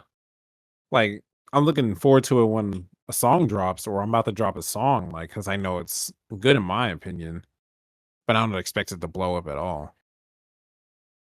Hmm. For me, it's like another song that I get to add to my catalog that I know that people will enjoy, you know. Yeah. But I feel like it also those people that try to go for one hit, they end up losing or just forgetting about what it really takes to learn how to produce your own music on your own, you know, Mhm. and really growing from that and learning from your mistakes, etc. You know, like for example, I can really tell that you guys like I've learned a lot from you guys, like taught me a lot about production and things like that, and it's helped me improve a bunch when it comes to making songs and things like that. And like even then down the road, I might end up having something that might blow up, but it's nothing that I really expect at all. Yeah. It's something you can hope to have happen. Yeah. But I think it's good to kind of drop that mindset and expectation because usually when people have a one hit wonder, it hits them. The reality hits people pretty bluntly at that point. Like, Yeah. the stardom is 'Cause pretty shocking. Yeah. Plus, it sets like high expectations for Absolutely. people too when you put out that one hit, and it's just like, oh crap, I gotta keep Especially if making more. it's different than your usual style, like Mhm. Warrant and Cherry Pie. I guess that song destroyed the guy because that's not their normal style of music. I guess it was actually a manager that said, I don't hear a hit on this album. Give me a hit. And so he wrote that thing quickly in a hotel room, I remember correctly. And of course, it became this insane hit that it is. And he doesn't even like the song. Yeah. Yeah. But even then, like when you hit stardom or you sign to a record label, depending on this might be anecdotal or whatever. It might not be every single record deal. Everything I've seen so far says never sign to a record deal this day and age. But a lot of it is multiple writers writing for you. You're in huge, massive debt. You don't own the stuff that you release, type of thing. It's just a whole mess. And that story right there just leads to the same idea of wow, like he didn't even like the song. made him popular. It's like, so everything that he wrote and he thought was good, or the way he could express himself, was just completely thrown by the wayside. That wouldn't feel really good. No. No. No. And then you got artists that, because of it, they end up changing their genres at the end of the day. And it's just like, I feel like that takes a lot away from an artist who grew up around one genre or a certain genre and they know what kind of music they want to make. But it's just like, And sometimes it's a backlash. if they got to make hits, you got to do a whole 180. Yeah. And that kind of stuff can tear somebody apart. Yeah. But that leads into another question that somebody asked recently, like a few podcast episodes ago, and I'll ask it again. Do you guys feel self-conscious about the things that you write? Do you constantly wonder yourself, like, oh, is this good? Or do you just write and put it out? Like, I like this. Who cares what other people think? I used to I be a feel- little bit more put this out who cares mindset. I don't know. I feel like I'm a little bit more self-conscious now. Like I've thrown some stuff into the world that like are big projects that I'm not exactly a fan of, and I can't imagine anybody being a fan of. Mm-hmm. It's the kind of thing you never know if there is somebody that is actually a fan of that. Yeah. You almost have the thought of like, well, Which is weird. I'm a fan of this. I make this. There has to be somebody else out there like me. Yeah. And I think sort of part of that is finding the audience that is interested in what you made. Mm-hmm. Yeah. I feel like a lot of it has to do with originally with like for me, I used to be like really worried about like what people will think about my music because I know that I don't really make a lot of I don't make a lot of stuff that people are used to listening to. But over time, I know that I've been able to really branch out and really find like the genres that appeal to me the most or I like making me the most. Mm-hmm. And like you described it real well at one point, Eyes. You said you would describe it as like retro jazz fusion in a way. Yeah. Yeah.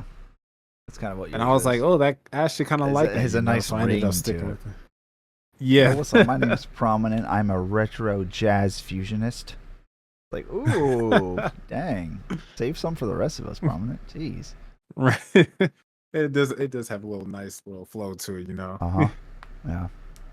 But yeah, since I started like finding out more of what I like to make and listen to, I feel like it started to diminish just the fact that it's like, oh, I'm not really worried about what people think, you know.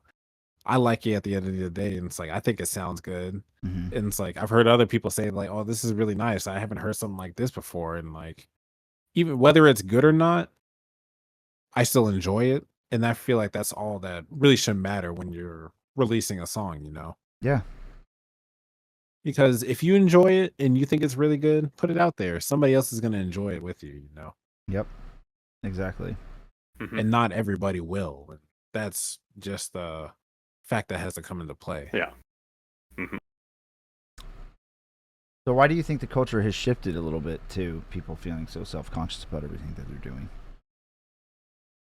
Just Why, because a lot of expectations have been thrown into people's faces from where? when it comes to music, just from society in general, just people that think that music should be done a certain way and it should be done this way and that way. Otherwise, it's industry. not going to get popular. Yeah, industry and just like the popular opinion and things like that.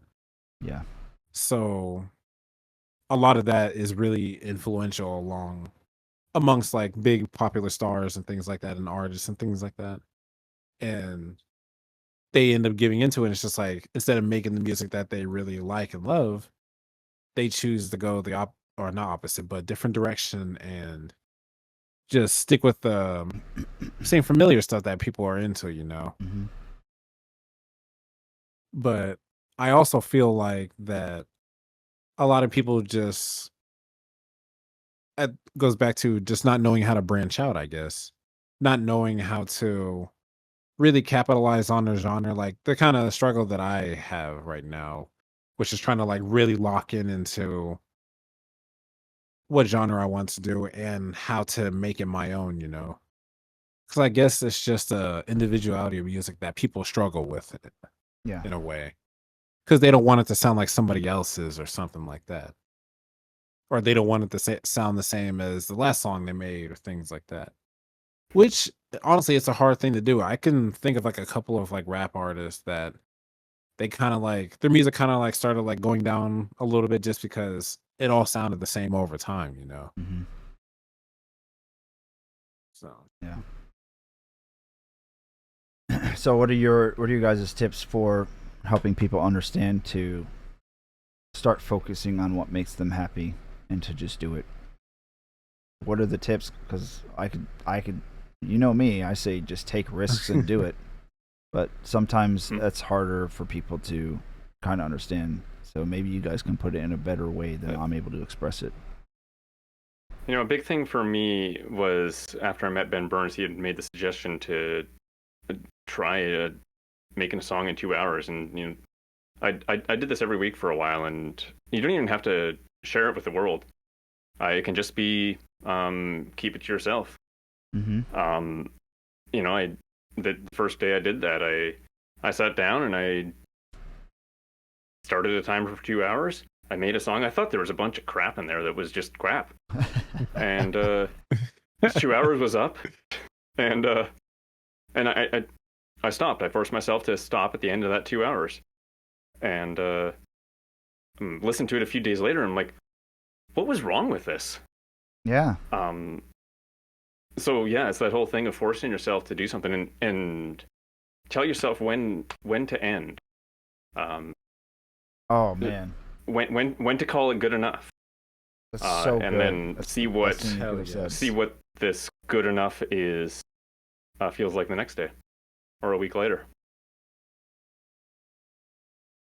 Prominent. that's the fine point right there that he said, just like knowing when it's good enough and trying to like, and then stopping Not yourself from perfect. trying to keep going and Not perfect, but not sloppy. perfect. Yeah. Exactly. Exactly. And that's tricky to know. Fresh ears for sure is a big thing there. Like one of the things as I did that more and more often, if I start a timer here, end the timer here 2 hours later, and render that, call it the final song. Sometimes there are things that I didn't like during it that I don't notice later. Sometimes there are things that I notice later that you would change. That I would change. Yeah, Or adjust. You get sort of a new perspective based on a fresh ear. But I guess it's growing that skill to know which of these imperfections are bad and which are human. Mm-hmm. Yeah. And humanity in music, I'm realizing now, is just so much more of a special thing than I think we've ever realized. So much more special than we realized. And I just learned that through some of the stuff that I'm learning in my personal job, that I always thought that the way people would do carpentry work or electrical work, that it was done perfect. No, like they cut and recut and adjust, and it fits good enough, good to go. And I'm just like, yeah. You see that weird top board there? Yeah, I do. That was an error. we figured out which boards we need to cut to make everything fit perfectly, and cut the wrong one, and ended up with not enough boards the full width to cover the top. So we played around with it. We're gonna do it just from one side and just go as far as it does, or just trying to decide which side to do that. And I'm like, why don't we do it in the middle? In the center.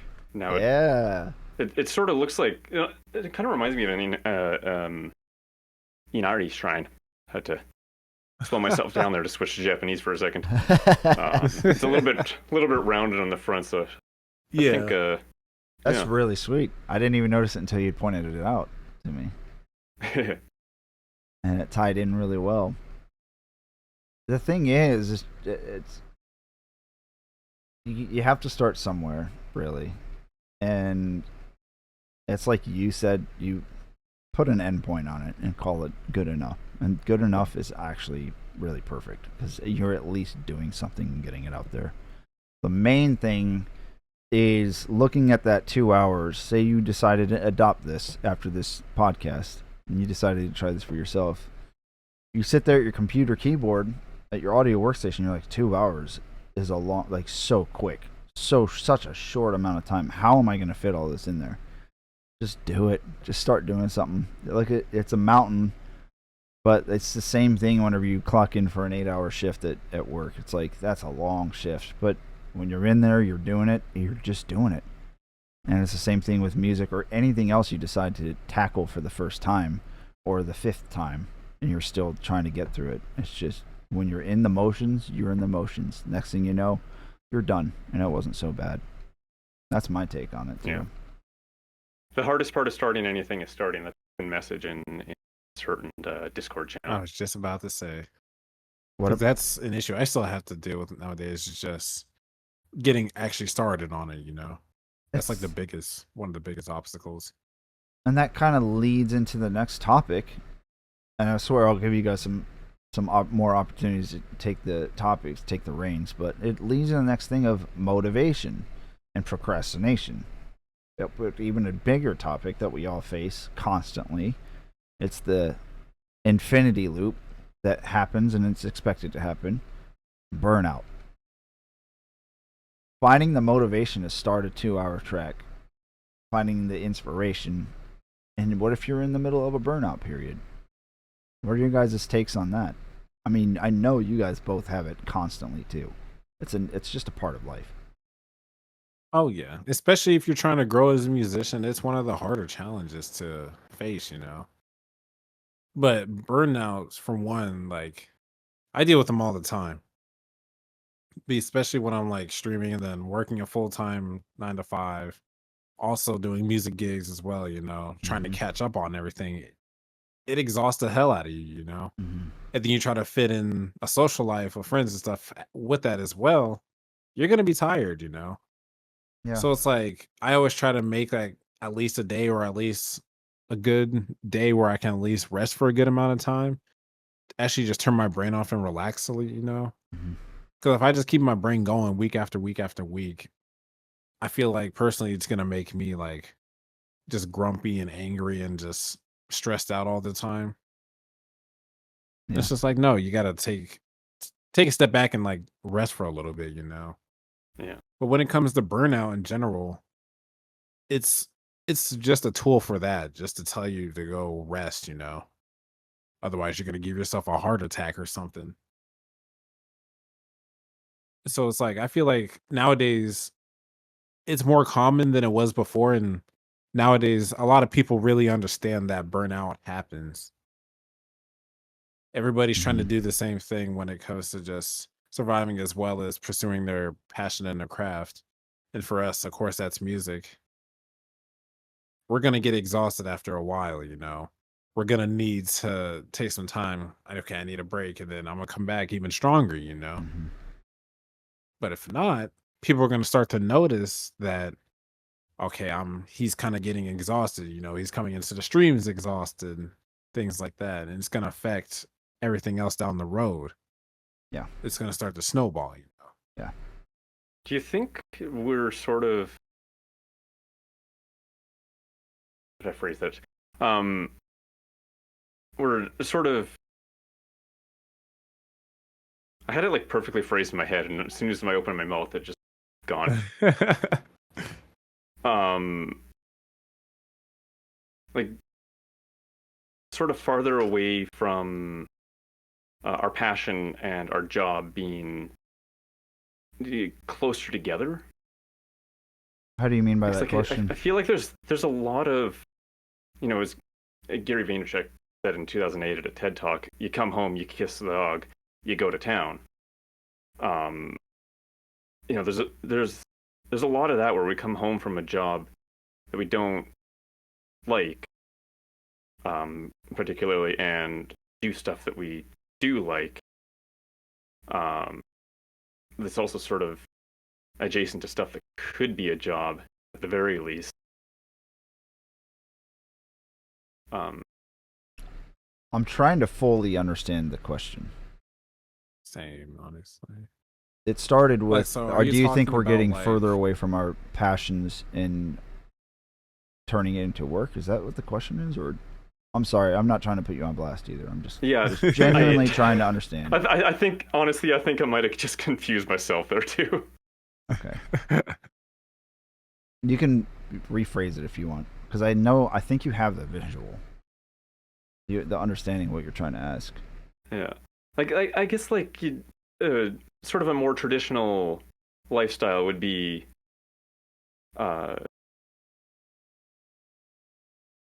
you go to work and I guess come home and take care of the family, and Mm-hmm. I don't know, yeah, like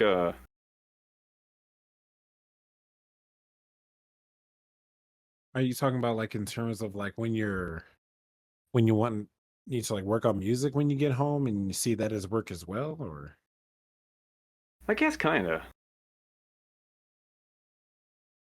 I mean, I feel like I guess it depends on like how people some people would want to prioritize it, I guess. Like if they choose to prioritize like Hmm. their main job that's like paying the bills, feeding their family, etc., versus them like producing music and just doing it as either like a hobby or like another side job, you know. Because like some people they Yeah, I guess this, prioritize yeah, stuff the side differently. job. Some people were like prioritize music as their main job, but the one that's paying the bills and stuff, that's still their side job, but they pursue music more. I Yeah, guess that's in a true. way that's like that's the way I'm looking at it right now. Mm. Because I've been kind of like shifting it a little bit, basically.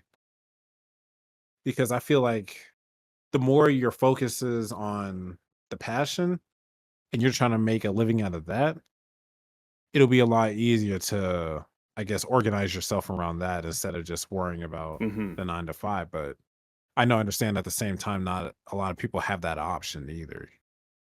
Hmm. So I guess Yeah, I it think really that's seems what like you're trying there's, to say from it. yeah, like it seems like there's more than 9 to 5 is just something you have to do, uh, to some degree. Right, Like, exactly. oh, it was always sort of something you had to do, but But like some people can see it, depending on the career, some people can see it as not a 9 to 5, but that's the career that they love doing, you know. yeah, But like like for us, since we're I do really musicians, we want appreciate my music to be job. our career. Mm-hmm. Yeah, I'd love to be able to survive on some of the more artistic stuff, but Oh, as it is, like my definitely. day job is it pays the bills and my crazy hobbies. Yeah, I enjoy my job too. I think that's one of the important things is to do what you can to find a job that you don't despise. Find something you don't Yeah. like clock in and be like, oh, frick, here we go. It's just like if you Yep. can do something and then really focus on building a career. I feel like I don't know whether or not this is true because everyone's like inflation's so different than what it used to be for the boomer generation, and they could have a part-time job, own a car, have 2 kids, a house, and a wife, and they did it all on a single income and a part-time job. I am like, is that true? I hear that argument all the time, and I don't know whether or not if it's 100% factually true. But it did seem, let's say that's the argument. It does seem like things were a little bit easier back then because now it does require like 2 incomes a lot of the time, and things are so Yeah. skyrocket high right now that I can say this much: when I was younger, my mom, uh, she quit her job to raise us kids, to focus on that. But mm-hmm. uh, a little bit later, she also took up babysitting. Yeah. Some of the other kids my age, to help pay the bills. Yeah. Which I'm sure isn't, it's not as, uh,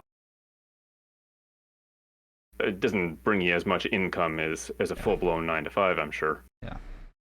On top of dad's.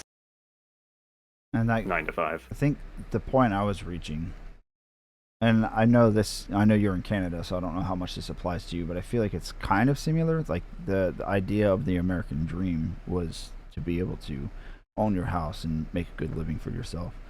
In order for us, this generation, we've been really not,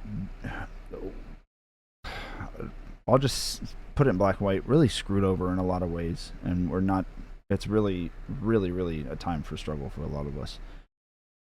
And I don't think that simple living of get a job, get a house, have a family, and you'll be set. I don't necessarily know if it's that anymore. I think times have evolved to where we have to do something else. You have to be actively investing. That's going to help.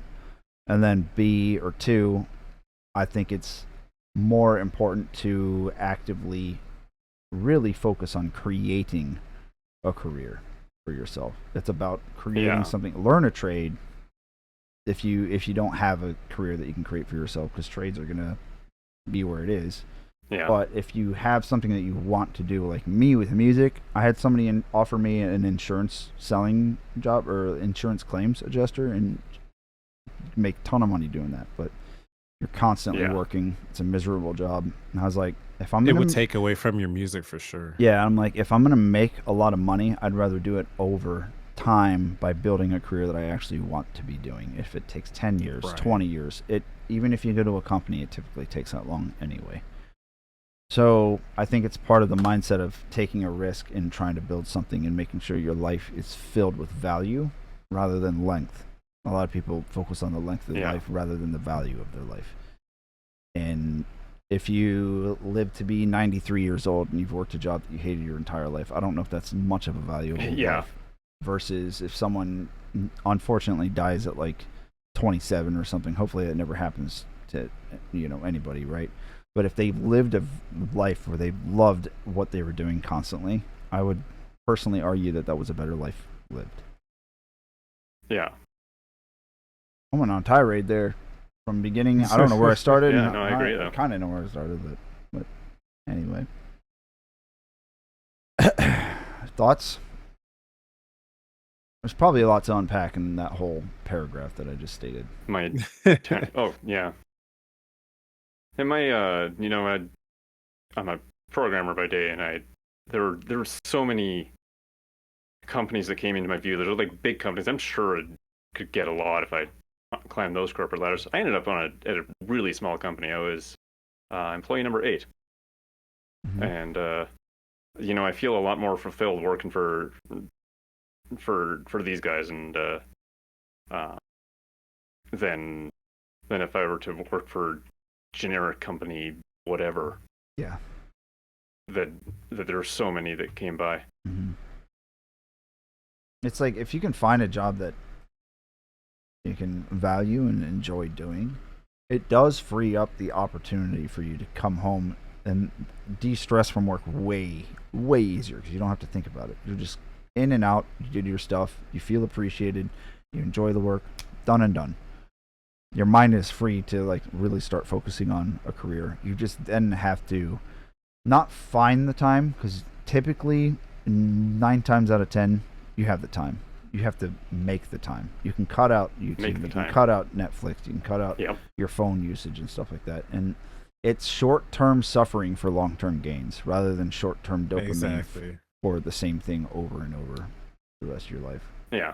It's hard. I'm not going to say I'm great at it. I procrastinate a lot too. I hit burnout periods, and I have to constantly remind myself, stay on good habits and do things. That's why I started going skating more often. And even today, I didn't want to work on music because I knew we had the podcast coming up. I just wanted to go to bed. I was like, you know what? I'm going to take a nap, but I'm going to work on music first. I'm going to 30 minutes, hour, whatever. Let me just adjust a couple things in this mix and master. Then I rewarded myself. Then we'll do the podcast. And I feel a lot better about it, but. And I feel like you also just have to, I feel like you just have to generally find a balance, just trying to find a way to keep finding. Exactly. Just to, that way none of those two really intersect with each other, and then it starts to cause a bunch of stress within yourself. Are you Like, talking yeah, about? you got to Yeah. put in time with your job as well. Like, that's probably going to have like a more consistent schedule regardless. But outside of that, you have to find the time to balance between like putting your hobbies and music and stuff like that and spending time with friends and family and things like that if you have a family, you know. Yeah. So I Yeah. guess I have a just family, falls just back no into friends. finding not just making the right time to do things, but keeping it organized in a way that way you can still stay consistent with it and just keep that musical spark going, I guess. Yeah. Yeah. I'm thankful I don't really socialize with a lot of people. I'm very good at socializing with people. I don't really have a problem. I just typically choose to not. But Same. my outings are just go play pool, go skate. That's how I make my, Yeah. light friends and stuff like that. Or some of them maybe even turn into good friends. So. But I think, Yeah, for me, my outings are usually like my gigs and stuff. yeah. Yeah. I'm like hanging out in bars and stuff. But even with, Yeah, that's kind of me too. Like I did karaoke every week for about a year, and that was a lot of my socializing. But it was also, when I started going there, I was taking vocal lessons, and it was practice of that. do you look Um, back on those times and and- feel like you were being more proactive on things and motivated than what you currently are? Or do you feel like you've gotten to a point where you're like, I feel good about my schedule and what I'm doing? Okay, you cut out there. Do I feel good about my what? Your current schedule and what you're doing. Well, I don't feel good about my current schedule because my body's trying to fall apart, and I'm trying to make it stop. Yeah. Which would make things a lot easier. That's kind of taking up a lot of my time. So yeah, like I'd mentioned that I'd go to jam sometimes, and I want to get back there. I wanted to get back there in January, but it's just really hard when I don't know when I'm going to fall apart. I could fall apart on stage. Yeah. I'm I sorry. want I'm sorry that you have to deal with that. I hope it's getting better, if nothing else. that. I feel like it is getting better. Good. And part of it is me kicking my own habits in the face. Yeah. Like old bad habits. Some bad habits, yeah, and I think they're not helping. I don't think it's the entire issue, Yeah, but it could be. but they seem to help them Yeah. at the very least. That's Trying good. to figure out where exactly I can sort of toe that line because, Mm-hmm. well, where that line is, I guess, not how I toe it, where it actually is. It's an entire process of trying to find it first, and then how to adjust or manipulate things to work. Well, I'm happy. I'm happy that you're here and that you're able to still stream on Saturdays and stuff like that. I know. Mhm. Right? And one of the things I notice about burnout is that it does kind of make me realize, and burnout in the current state of AI and what's going on with all of that is, it does make me realize the potential of how nonstop AI can be, whereas humans need rest, and it really puts a spotlight on how imperfect humans are and how just amazing that is. And it helps you realize, take those breaks, take those moments, just don't get stuck there. Do what you can to get back in the loop of things, I guess. Don't lose faith in yourself. Yeah, because I think it's just when some people are really hitting that stride and they just keep going, And then when they hit that burnout, some people confuse it with like, oh, I can't do this. I can't get back into it. And they just quit essentially. Yeah. I hit it all the time. I think I'm coming out of a burnout, like a long burnout. This is like months of burnout, and like I feel like. Yeah, you've been pushing through it too. I thank you. I've been trying, and hopefully it's just a motivator to you guys to just push through it as well. And I hope I'm not just, talking whatever nonsense and being hypocritical. I'm doing what I can to constantly push through it, and hopefully helping others do the same. But it happens. It's happened multiple times. It'll happen again. But don't take the highs too high. Don't take the lows too low, and just realize where you are in the infinity loop, because burnout's endless, inspiration's endless, motivation's endless, money is endless. Even It's like that pendulum. yeah, exactly. A lot of things are endless, and once you start kind of seeing that, you're like, oh, okay, interesting. But well, we'll open up the chat to questions. You guys can feel free to fire off some questions, and then while you guys are typing questions, I'll leave the room open for the two of you to bring up a couple more topics. So then chat will have a few questions in there for you guys or us. All right. I guess I can ask you guys, and either one of you guys can answer first on this. What do you guys plan on doing in terms of when it comes to your music? Like, do you plan on or which direction do you plan on going next? I would say, as of right now.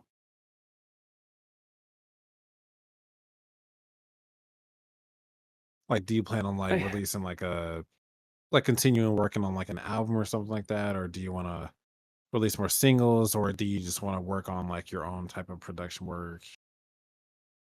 Yeah, I'm kind of I've had this mindset for quite a while that I want to sort of focus on albums, which I know is complete opposite of eyes, because I really like the concept of having sort of a concept album idea. Like I'm working on Coheed and Cambria an is album what right makes me think. Sorry, go ahead. Sorry, didn't get the reference.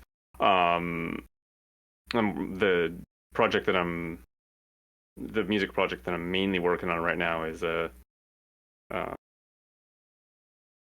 it's not even necessarily a single genre. How would you put that into genres? Probably 3 genres if you want to put it there. Mm-hmm.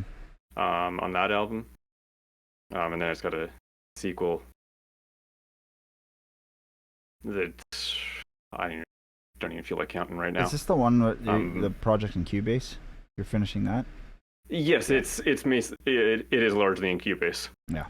Is this the it's called Goodbye Self-Mesa. Cubase album?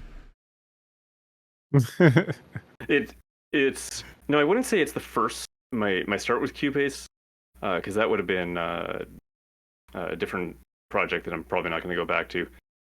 I got frustrated with that because it was more upbeat, and actually I listened to the thing that I started in there. It's like, wow, that's actually a lot better than I remember. Why was I so frustrated with this? Mm-hmm. But I went looking for inspiration, and somehow I ended up on Kevin MacLeod and listened to some songs that I'm a little bit more familiar with, and decided to do this a bit more down tempo album, and it just kind of took off. I thought it was going to be a quick project, but that was 9 years ago already. But then after that, I want to do another, more of a lyrical project that's a lot bigger. But again, it's very much a concept album. It's got a story to it. Three main characters. And I want to sort of focus on working with human musicians more on that album. I sort of started to appreciate. We need to hear that in this time. Appreciate that. We need to hear that in this era. Yeah, because with South Mesa, I looked at, it's my first time in Cubase, and I was so used to Melody Assistant, where I just have access to all these instruments. I'm like, oh, I don't need anybody. I got these. Mm-hmm. And I start to realize that they're not that want to work with the humans. Yep. So I'm sort of figuring out how to write that. Such You a got way the that anti-perfectionist community at your disposal. Mm-hmm. Right. Plus some people that I've met at jams. I'd love to get Frog to record a little guitar solo for me. I'd love to try to record some stuff in. to you as well, for your concept. That'd be pretty cool. I wouldn't. No, I'm just kidding. No, I'm on board. I'm on board. If you ever need me, let me know. Yeah, y'all heard that first in the chat. He's like, nope. Maybe I should get Ice to be my guitarist. He's better than me. Shred it carding on the guitar. I think for me, Prominent, I'm very much focused on singles because I think I'm still a small artist, realistically, obviously. you know. But it's for me, it's about building that audience and building that community. So I'm focusing on making sure that you guys are getting consistent things as I'm, consistent releases. And I'm starting to, my next plan of action is to really start focusing on more. I think I'm realizing now that I should do the thing that I've always feared the most and really start focusing on marketing and learning that. So I'm going to start focusing on doing Instagram Reels, doing more promotion through artists.spotify.com, and really I'm sure you guys can kind of tell with Blank Page and with Misleading, I've done a merch line for both of these now. So every time I release a single, I'm going to have some sort of merch line and something to go with it. So limited time stuff. So just to right now, really like, help you're kind of like turning market it. yourself into a business a little bit. Yeah, a little bit more. And Just so then you can have that under the line when you start to like get Yeah. a little traction. Yeah, and then it helps me kind of Yeah. get into a cycle, a good routine of, cool, I got this release, all the music stuff is done. Now let me focus on marketing for a couple months for it, or a month or whatever, and then hope once everything feels like that ship has sailed, hopefully people are still playing it, I'm in the studio getting my next single ready, and then I can announce it 30 days out and say, hey, here's a limited run of merch for this one, and then promote that one through Instagram Reels and Spotify artists, and just constantly doing what I can in trying to figure out what works in the algorithm, what works to bring in more community members, what draws interest, and what draws excitement, and what keeps you guys, what keeps you guys here. You know what I mean? And I think part of the plan is just to keep actively doing live streams as often as I can, and really showing face and communicating with the people who are most important, you guys. So thank you for the support and all of it as well. But yeah, that's where my focus is now, and it's all new to me, but it's very exciting. I'm very excited. I'm excited for you, man. I really am. Thank you. 'Cause you and I have been like in a similar boat in terms of that. Like right now, when it comes to music, I'm still like a little bit like dabbling around the album right now. It's become less of a priority because technically I wanted to release it around the summer, but I was like, if I do that, I'm gonna end up start to rush stuff, and I don't want to do that, because for it to be like my first album, I want it to be the album, Mhm. that like introduces me to other people. This is who I am. This is the kind of music I like. And kind of in a way, it is a music album, but it also has a story to it as well. So it's kind of like in a way It a kind of concept does. album, but And I find and with that's what like I when I like was about it. focusing on the album, my mindset really shifted. I was like, I just need one more song to get to 13. I just need one more song, and I have 12. Not all of them are complete, but I roughly have 12. And I started realizing Yeah. I'm like begging myself for a 13th song, not appreciating the other 12, and Yeah. not putting time into them. So it made me be like, whoa, if I just go back to a more simple approach, go to something that's a little bit more scalable at my size, it'll make a lot more sense, and it'll be a lot more care put into it, and I'll appreciate each Exactly. song a lot more. So I didn't mean to interrupt you. Sorry. No, you're good. You're good. But I was gonna say that working on the album like at little bits at a time is what I've been doing lately. Like if I get like a new idea that that can be good for this song or whatever in the album, I'll write it down, and then I'll just come back to it later when I'm at home in front of my desk and I can actually work around with it and see what I can do with it. But then after I do that and make some changes or record something new, put it away, and then go to my main focus right now, which is like making like a couple of like original tunes for like background music and things like that. Cause right now my main focus is trying to make more, I guess, content for like social media, like YouTube and stuff like that. Mm-hmm. Just so I can have like a small catalog of things that people can listen to. Yeah. And they can look at it and see like, okay, this is the type of music that he makes, instead of having to search around for originals and stuff like that. Like I think I told you before, Eyes, about like the idea that I had for the compilation videos that I wanted to make. I think you did. with like some of the video game stuff. I wanted to make a compilation video and put that on YouTube of like my own personal like video game covers that I've made and things like that for people to listen to in the background and stuff Yeah. like that. And another one would be like a late night vibe type thing. Yeah. So like people can just have like late night music just to vibe to, and then do more stuff like that basically. Yeah. Just to have like a catalog of my stuff out there. Mhm. And then as the time goes, I'll be able to capitalize a little more on the album as well, you know. Yeah. Yep. So right now I'm kind of like shifting back and forth, but I'm kind of just being more organized with it as well, which is one of the main things I'm trying to do as well, is just be more organized with all of my music and my scheduling and trying to get stuff done. That way I don't burn myself out or stress myself out and I end up procrastinating at the Yeah. end of the day, you know. That happens. Trust me. It happens, and it sucks when it does. But, well, good. Yeah, it ties back into like self-discipline and things like that too. Yeah. That's where it really ties in, because if you don't have self-discipline, you're really not going to get anything done at the end of the day. Yeah. And I feel like a lot of people really deny that they don't have self-discipline. Because I understand it's a big thing that you don't want to admit. Like, it's hard for me to admit it sometimes, but I know that my self-discipline isn't perfect. But I know that if I had more of it, it'd be a lot easier for me to just, okay, I know I'd rather be doing this, but I got to sit down and get this done. Even if it's for a little bit, you know, I can at least say I did something. Kind of like me earlier. Like, okay, I did something. Now I'll get a rest. Yeah, exactly. Now I'll get some rest and then do the podcast. Yeah. Right. Toxic, any thoughts, closing thoughts on that question? No. Any topics or things that you want to ask before we move to chat questions? No. No? No. All right. I'll take Casey's question and then I'll let you take Ali's question after we finish. So, how do you deal with pressure? Is what Casey says.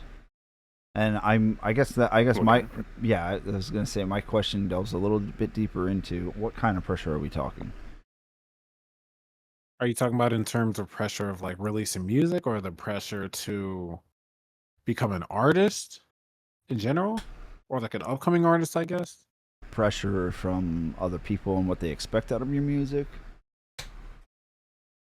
There's so many different factors that can go into pressure when it comes to music. It's crazy. Mm-hmm. Well, shoot it. I guess we can all like touch on I those was gonna topics. say, yeah. like, Let's each pick the topic of pressure. You know, like I guess I can go for the topic of from other he people. said, every pressure. Every pressure. Okay, so we are going to talk all of them. So when it comes to pressure from other people, I can understand where that comes from, because a lot of people, they see that you're talented, you're good at what you do, things like that. But at the same time, some people are only focused, they're not focused on the same things as you. So they'll try to say things like, oh, you need to start putting this out there. You need to start getting this money and da da da da da. But it's just like, Yeah. not all of us are here for the money, though. Mm-hmm. A lot of us are here just because we love to create and make music. We love to play our instruments, sing, etc. You know, Yeah. we're not really prioritizing the money, and it falls into play. It's just like, if my main focus is the money when it comes to doing this, one, I'm not going to enjoy it, and two, it's just going to add a lot of pressure and stress people out. Mhm. And it can really tie back into how like a lot of like labels and things like that can really pressure people. Oh, we need hits, you know. But I guess trying to put music out there, it's something that really can't be rushed. Yeah. And I think we said that earlier. It's something that really it has to take its time. Otherwise, it's not going to be as good as you want it to be, because you're worrying about the wrong thing at the end of the day. So when it comes to pressure from people in general, I would just say not to really worry about it, honestly, because those people have a whole different perspective than you do when it comes to the music, and you don't want to really let that get into your head if you know what you like and you know how your process is in making music at the end of the day.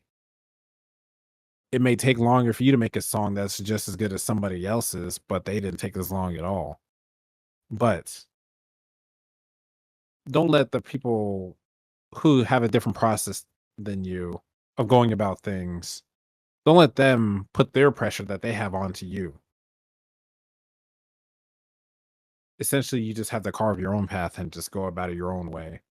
And it'll make so much more sense. It'll be a lot less stressful after that. Yeah. I think a big part of that is understanding sort of understanding what your focus is, because sometimes you just going about life and just living like wanted to learn bass and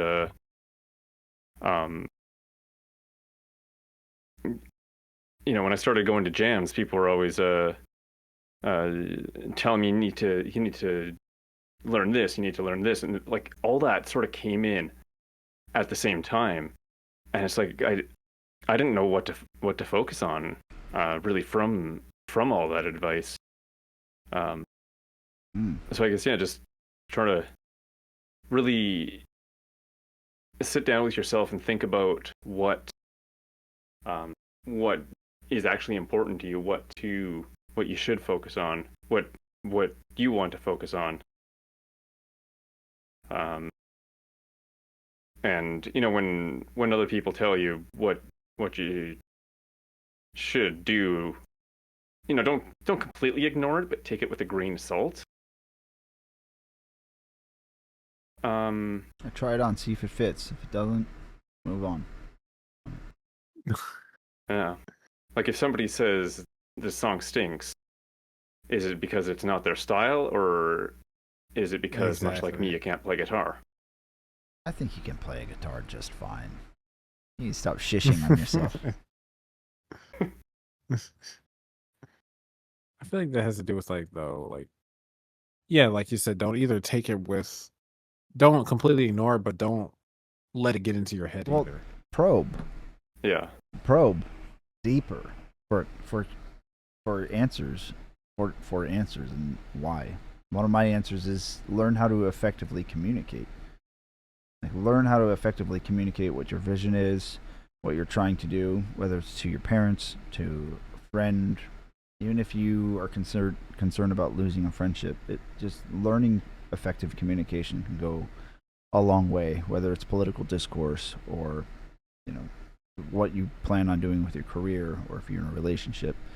There are so many different forms of pressure that come from so many different angles. It's hard to kind of find the exact answer, but I think effective communication is a big help.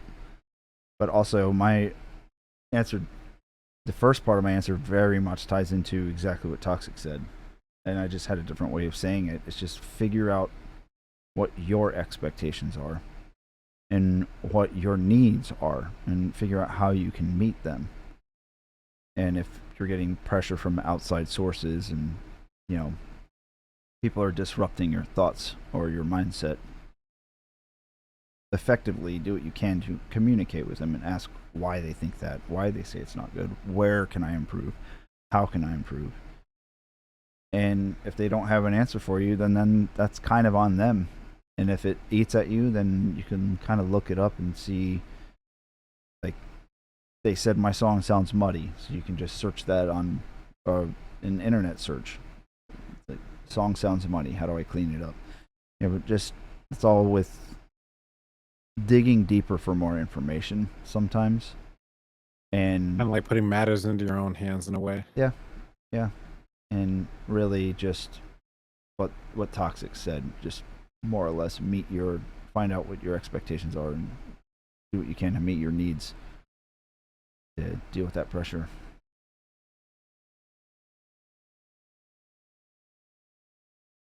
Oh my god, that's so good though. Or was that not what you were saying, Toxic? No, it was. That's what I was saying. Like, that's really good. All right, you want to take? Yeah, that's what I was. You want to take Ali's question, or do you guys have more thoughts on this one? Which question did she have for us? Some bands evolve over time. That was right after Casey's question. Now, want to just read it? Here, I'll read it for Okay. you. Some bands evolve over time and some keep their musical signature, both valid strategies. How do you feel about the dilemma? Ooh. Ooh. Who wants to take this one? Want me to start so you guys can go on a whole tirade when I'm done? Sure. I can say personally, I enjoy experimenting with different styles. So Yeah, it helps. It helps with. it's a different. It helps with. Sometimes you are stuck in writing a specific style for so long that you kind of run a little on empty. So it sometimes then you find yourself in what one might call writer's block, and it's just experiment, try other things, and don't worry about limiting yourself to a specific sound. I personally want to stick with post-hardcore in this sound, and I've been waiting for something fresh and new to come along, but it's the same thing of what I said with the Infinity. It comes and goes, so I know that when it's time, it'll happen. But in the meantime, I can also just explore writing a lo-fi song. That might trigger something, and then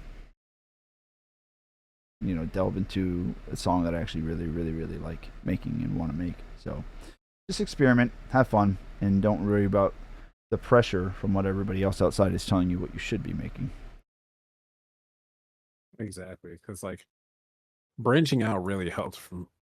It was something that really helped me for sure. Mm-hmm. Because at first, I was really sticking with like jazz and R&B and stuff, and then what really helped was when I was streaming, I started to branch out with a little more stuff, like especially when it comes to like house music. So Mm-hmm. nowadays, I listen to a lot more jazz house than I used to before, and that's helped me to like learn a lot of different stuff on like how is house music usually made, and like what kind of instruments they use, and like how they go about certain rhythms, things like that. Because I feel like if I did just stick to jazz or something like that the whole time and didn't really try to like make something new out of it or to try to branch out from it, it was gonna burn me out eventually. I was just gonna be like, nothing's changing, nothing's growing. Mm-hmm. I think like doing music production streams can sort of force that sometimes. Like I was doing a song quite a few years ago.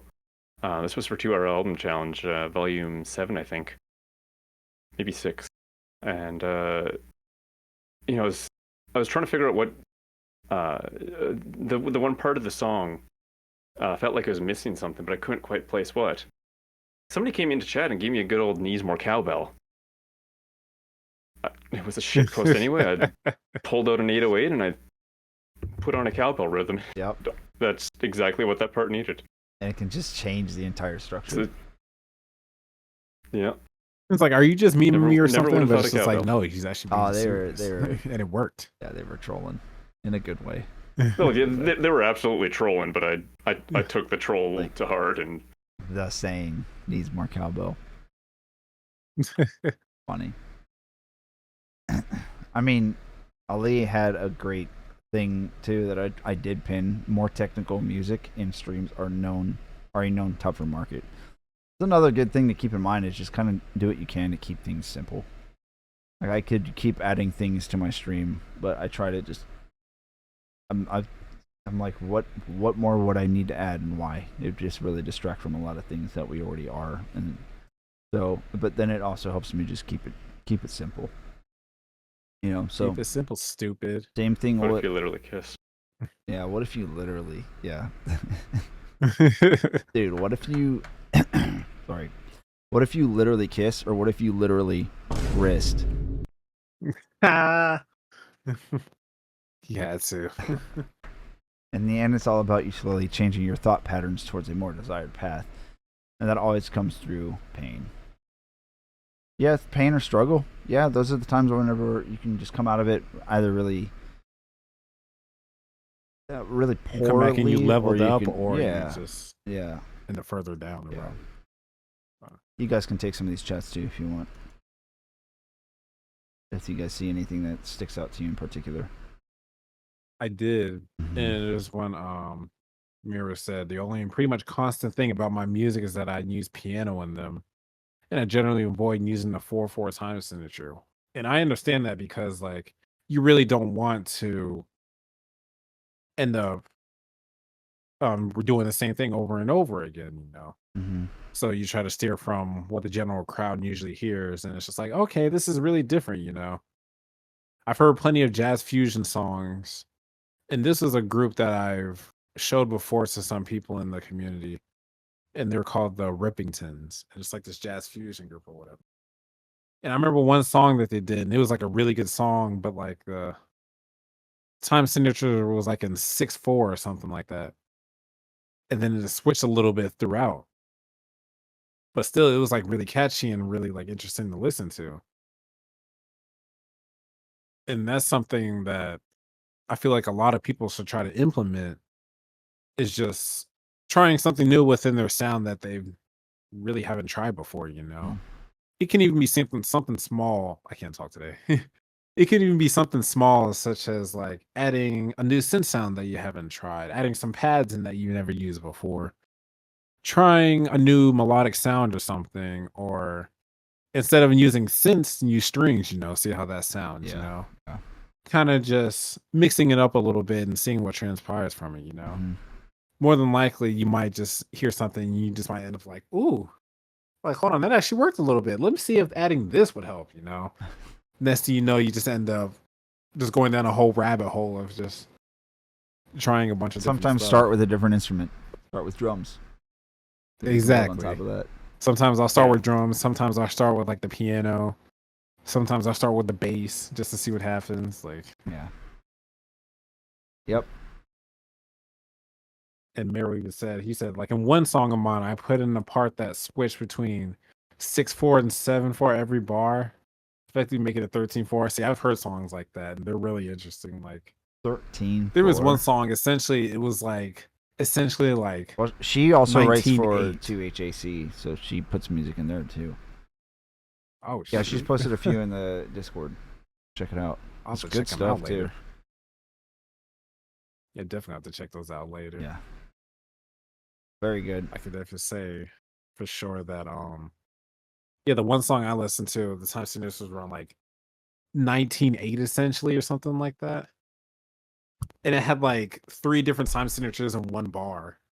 I don't know And it about was you crazy to guys. listen to. Like, How? I typically like to just stick to 3/4 and 4/4. It's just the most comfortable for my, Oh, for not my me. head. Yeah, I know. That's what I'm saying. I'm starting to Yeah. finally consider 5/4.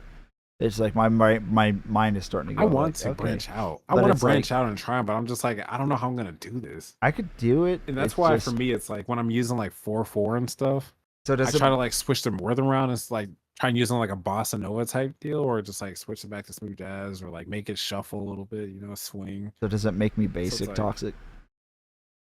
Be honest. Throw that wrist into it. Sure. Oh, okay. I'm basic. All right. Well, this podcast is over. You gotta Okay, have basic somewhere. Hey, Sir? I'll wrist it too. Screw it. Most people risk it. We wrist it. Here comes prominent. I oh, see you gotta clicking wrist it around. all day. Oh, you already know. I had to. I threw it in with you, Doug. Your hand is visible. Yeah. Yep. See, The window we to the can be eyes are the window covert. to the soul. The hands are the windows to the intent. I know. Is I that can't what just they go up here say? and just be like, I think that's the first I've heard that. John, I heard that from John Korea at Kind of sick. whatever that channel is, Active Self Protection.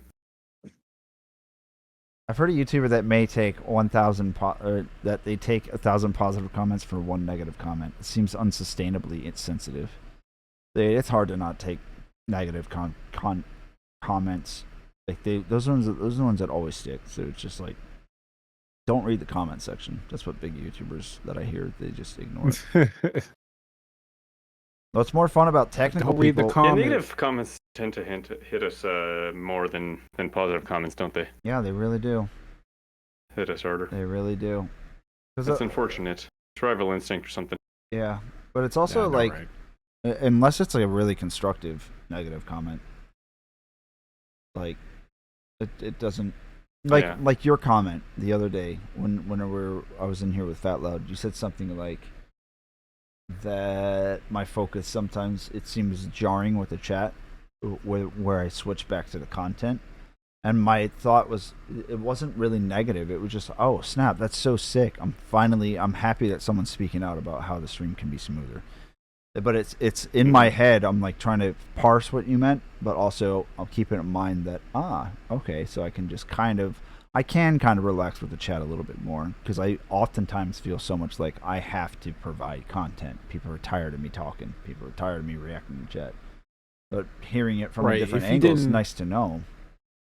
Yeah, if he didn't come about it in a constructive way, it would have sounded a lot more insulting, you know? Mm-hmm. He would have just came in, it's just like, why do you keep shifting your focus, man? What the hell are you doing? Like, get it together.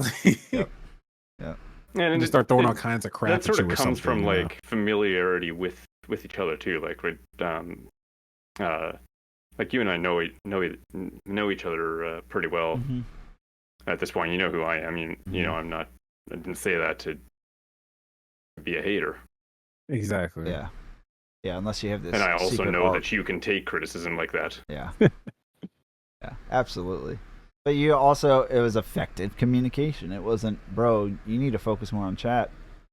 It's like what? It was, I noticed Right. this feels jarring when this happens. I'm like, oh, cool. Thank you for providing context. I'm trying to figure it out. There will be a wake up. A wake up for what? Yeah, what are you talking about? Oh, put it on a must little be makeup. previous. What's fun about more technical people is that they are the pioneers. Through exploration and collaboration, they are the ones pushing the envelope for everyone else. Yep, risked it for the biscuit. Yeah. Yep. I lost my wrist. Oh, what? I I'm the leapt into that one. I'm the pioneer, and I was late on the game. Wow. Okay, hold on here. Let me. And then iBot says, well, that was awkward. Yeah. Right on cue. Oh, snap. I think that covers pretty much everything, my unless you glasses, guys want to discuss any other things or chat has any more questions. But I don't think I have anything else, honestly. I We don't think discussed so. a good amount today. Toxic, you look like you want to tear into one of us here. So let's hear it. You look like you want to just go off, queen. Like he's My nose getting ready. hurts. Too big. You big mad. Holy crap! Then Neep. I forgot about Neep. Oh my goodness! That's What in old. the world? That is old. I That is forgot about old. that. That is old. Neep. Neep. We need a Yeah, that one wrecked me too. My parents were over helping with garden work, and Dad was complaining about his knees. That he's where I get my bad knees from. And Mom turned around and asked, "You need knee pads?" And Neep. I almost turned around and screamed, "Neep!" I'm glad the wrist is ruined for everyone. Even lately, just the past couple of days, I've been like shaking off my wrist, and I hear the sound in my head. I'm like, it's got me too. Same though. It's got me too. It's my favorite though. Yeah, it's just like Yeah. can't figure out how to use two hands like that. This is easier with the right, but this is easier with the right. It's lagging my What's camera. that? It's lagging my camera. It's doing too many of them. I'm finally caught back up though. Well, I think that covers the show. I mean, I appreciate you being on here, Toxic. You want to give some links or tell us where people can find you? I put your link in here earlier. Yeah, I tend to point to ADDF See, I can't even pronounce my own name. ADDFtoxic.com is my central link because it doesn't rely on it's my own place, and Yeah, it's like a Yes, link it's- tree that just works for set you, it up. It's honestly. yeah, it has a link tree sort of thing on the about page. A whole bunch of random links there, half of them I never use. Mhm. I'm actually sort of rebuilding it right now, sort of switching up its focus actually, to sort of focus on the projects that I've done or the projects that I'm doing. Yeah, what's But coming that's, up? you for know, what's Another coming? project. Well, that new website is a big focus. Other than Saturday Morning Tea, which is on my Twitch there. Yeah, and then South Mesa is probably the next big thing, I guess. South Mesa being that pair of albums I was talking about earlier. Perfect. There are two new Yeah, questions coming in chat too. From Yeah. Shabovi. Good to see you again. Thanks for being in here, my friend. Two questions. Why is your name Toxic? You seem like a nice guy. And number two, why do you have two mics? Surround sound. Number two is about the two mics. 6 questions you will ask of me, and I will ask. Nope. Yeah, I forget how the song goes. Yeah. So my name Toxic is way back in late '90s, early 2000s. I was playing Dark Forces 2. I needed a second multiplayer account because that's all local. And I was just trying to test something with the system, and I just tried to type in ASDF, the first 4 letters on the QWERTY keyboard on home row. I missed the S, apparently. I made a typo, and it came out as ADDF. And for some reason, when I looked at that, it sounded to me like a brand of Toxic. And there's the name. A brand of Toxic? Like, you mean like a whatever that means. I'm with it. The company that makes like this that. Toxic, this bucket of red Toxic. It's always been red. Toxic. I don't know why. And I almost immediately had this vision of a bucket of red liquid, and it's sort of it's like metal. It's probably held by a crane. And it moves over, and it sort of pours into this mold of the letters ADDF. That'd be a sick intro. Over beside that, Intro and then stream. the word Toxic is at the bottom of the bucket. I've actually sort of animated that at one point. It was an old version of the logo. That'd be sweet if you made I didn't do it with stream the intro for it. The new one. That'd be Yeah, sick. we need to like normalize stream intros because they're so fucking cool. Yeah, I sort of do something different there.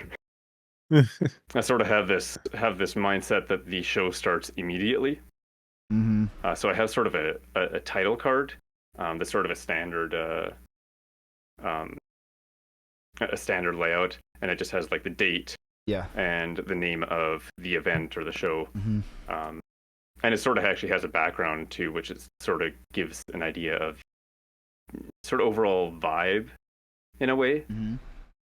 Whether we're in the coffee shop or we're in the studio, that sort of thing.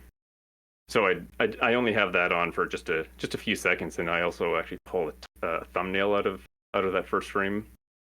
So yeah, I just do a basic little intro card, but then I basically start right away, and starting doesn't necessarily need to mean that everybody's there, or that I'm doing, if there's some sort of activity that I'm focusing on. Yeah.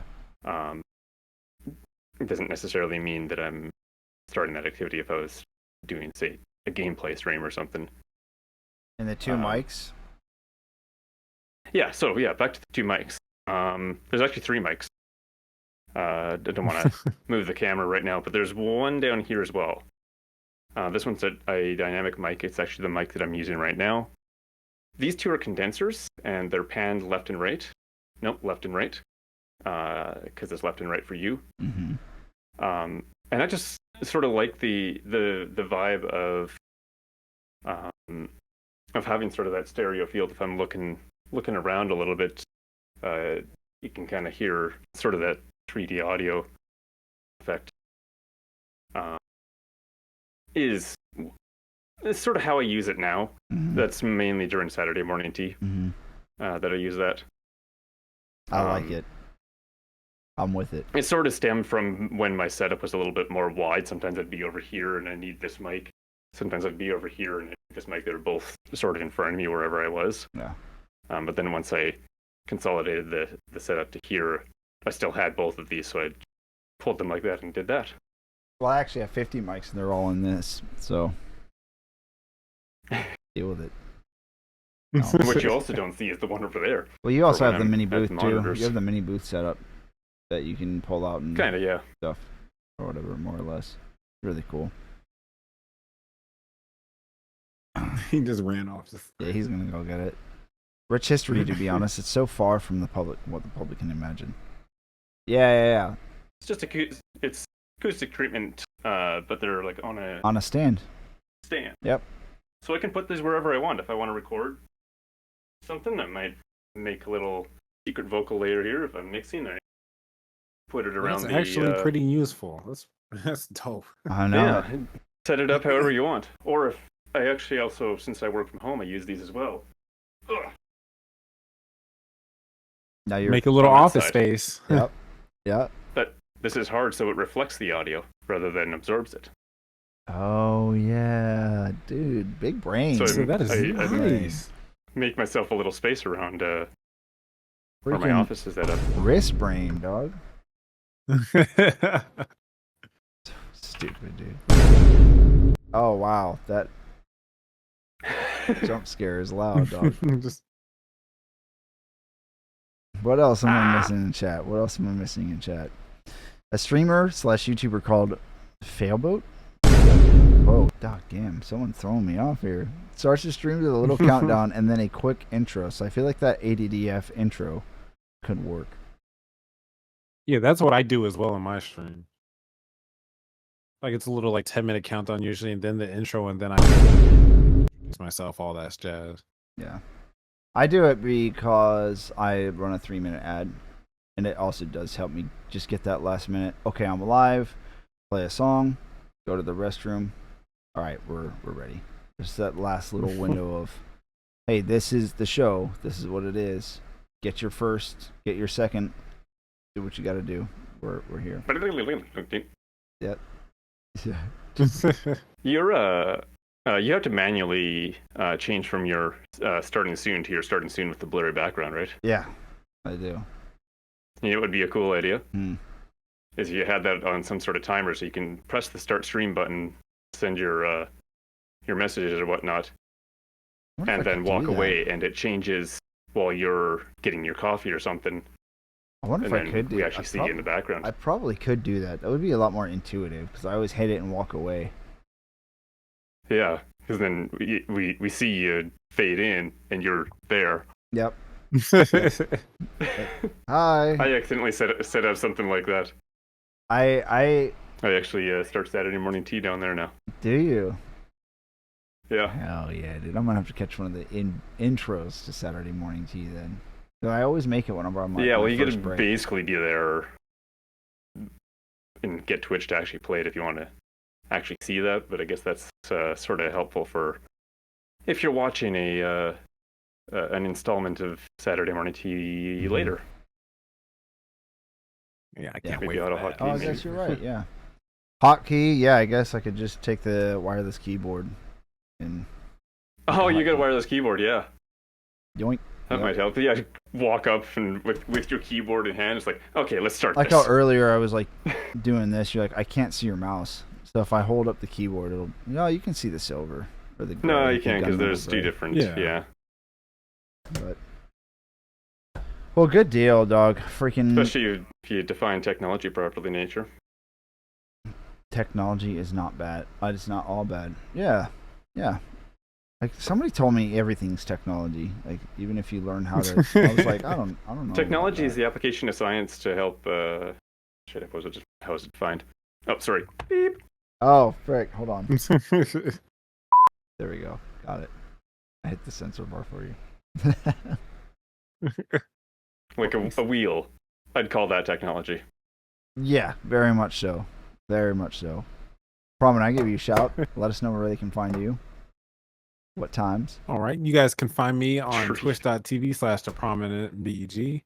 And all of my socials as well are the same handle, the prominent BEG. I will be streaming later tonight in about an hour or so to start another episode of the Jazz Lounge Journey. So Mhm. stick around for that. It'll be a lot of fun tonight. Yeah, go give them a follow. Any upcoming projects for you? Upcoming projects right now, I'm just continuing to work on the compilation videos. So for tonight, we're probably going to be working on a little bit of that as well. Okay. Perfect. And I am Eyes. Thank you for being here for the show and for the channel. I have new music coming out on August 23rd, collaboration with Fat Loud. Should be a good song. Go ahead and pre-save it at that link that I just put in there. We also have a line of merch with it. Some subscribers to the channel get discounts. If you want them, just reach out to me via Discord in the Antiperfectionist community. I can get that hooked up for you. Otherwise, we're going to go ahead and raid over to Soundbites, and you guys can put your final thoughts if you want. Prominent, Toxic. Final thoughts? Ow. Just for advice for everybody out there. You may hit a bump in the road, regardless if it's a burnout or not. You're going to hit a bump in the road where you feel like people are pressuring you to do something that you don't want to do. Regardless, that's going to be part of the journey, and it's going to hit hard at times, but that's just part of the process. And you keep going through it. You're going to look back and be like, I don't regret that shit at all. Yep. Toxic, final thought? I have no thoughts. My brain is. Okay, we took it all out of you. All right, I have one final thought for all of us. Get your wrists ready. This was fun. I'm happy that you're here, dog. Ready? 3, 2, 1. I didn't have the other half of my wrist ready. I'm sorry. Oh, good, dude. You're good. I appreciate all you guys being here. Thank you for watching the show. I should have seen that coming. Oh, you're good. Right. Share the show with your friends, and look forward to seeing you guys soon again. Thank you so much. God bless everybody. Take it easy. Toodles. Toodle.